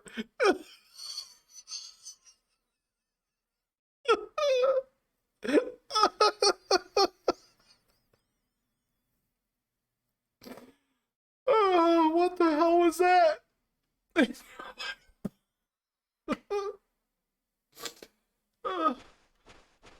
Ooh. Oh man, this game is sending me to places.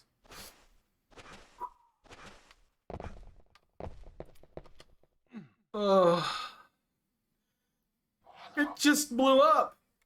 I didn't even have to finish fighting it. It just blew up. Just boom, and here's some beef from the cow boss. Alright. That sounds good to me.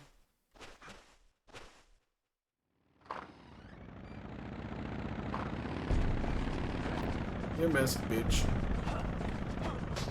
Oh.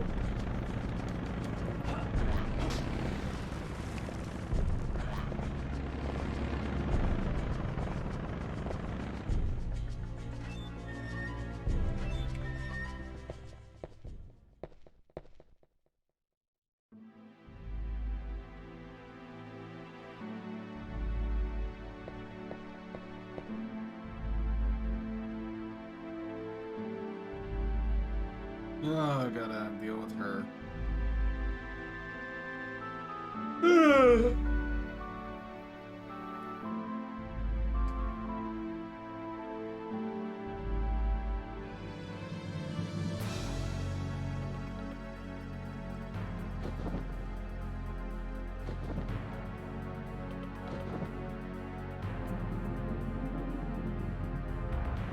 Gasp. Rose, stop. You're too beautiful to fight me. Never mind. Ow.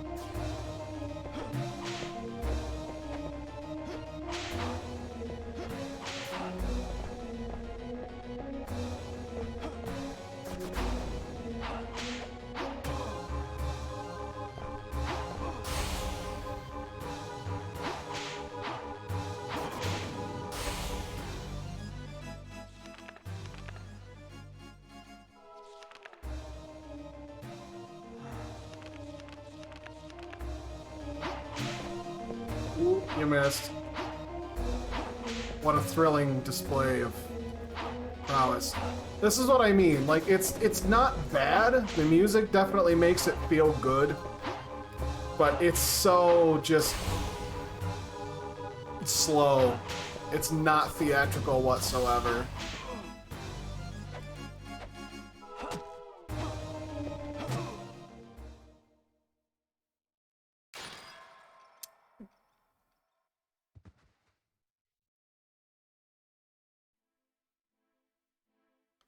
Like, that didn't feel very bueno. I didn't like that at all.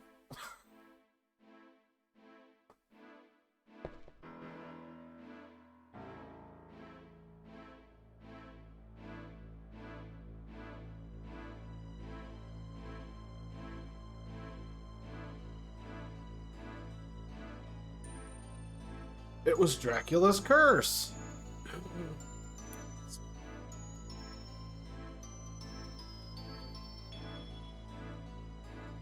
I never fully lost my human soul. Rose. Rose.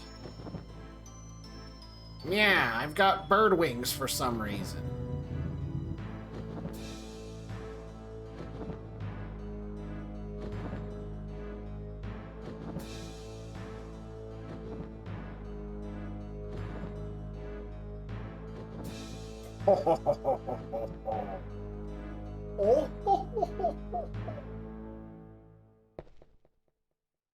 Sailor Moon villain.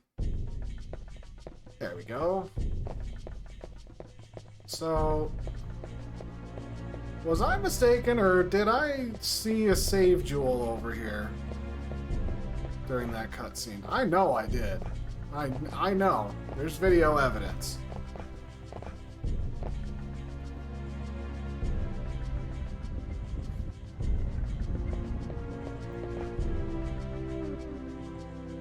So if I'm not mistaken, this is it. Well, for this level anyway.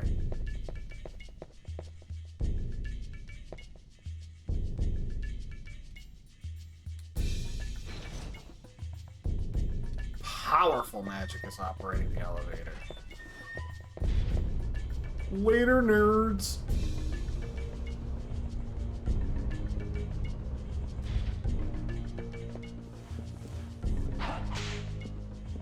Medusa heads. Sure, I'll save up to this point.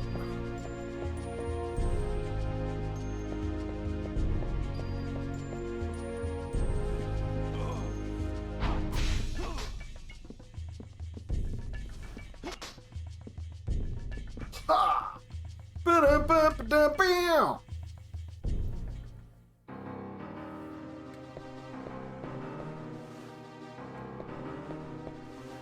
Yeah, I think that's as far as I'm going to get tonight.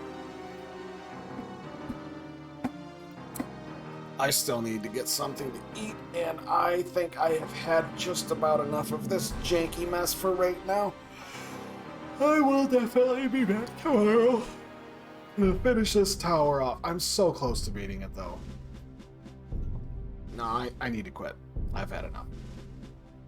Well, that was fun. Hopefully everybody else enjoyed themselves. I know I did. So, feel like cool guy Reinhardt there, and, whip shit and eat chicken. So, yeah. Bye.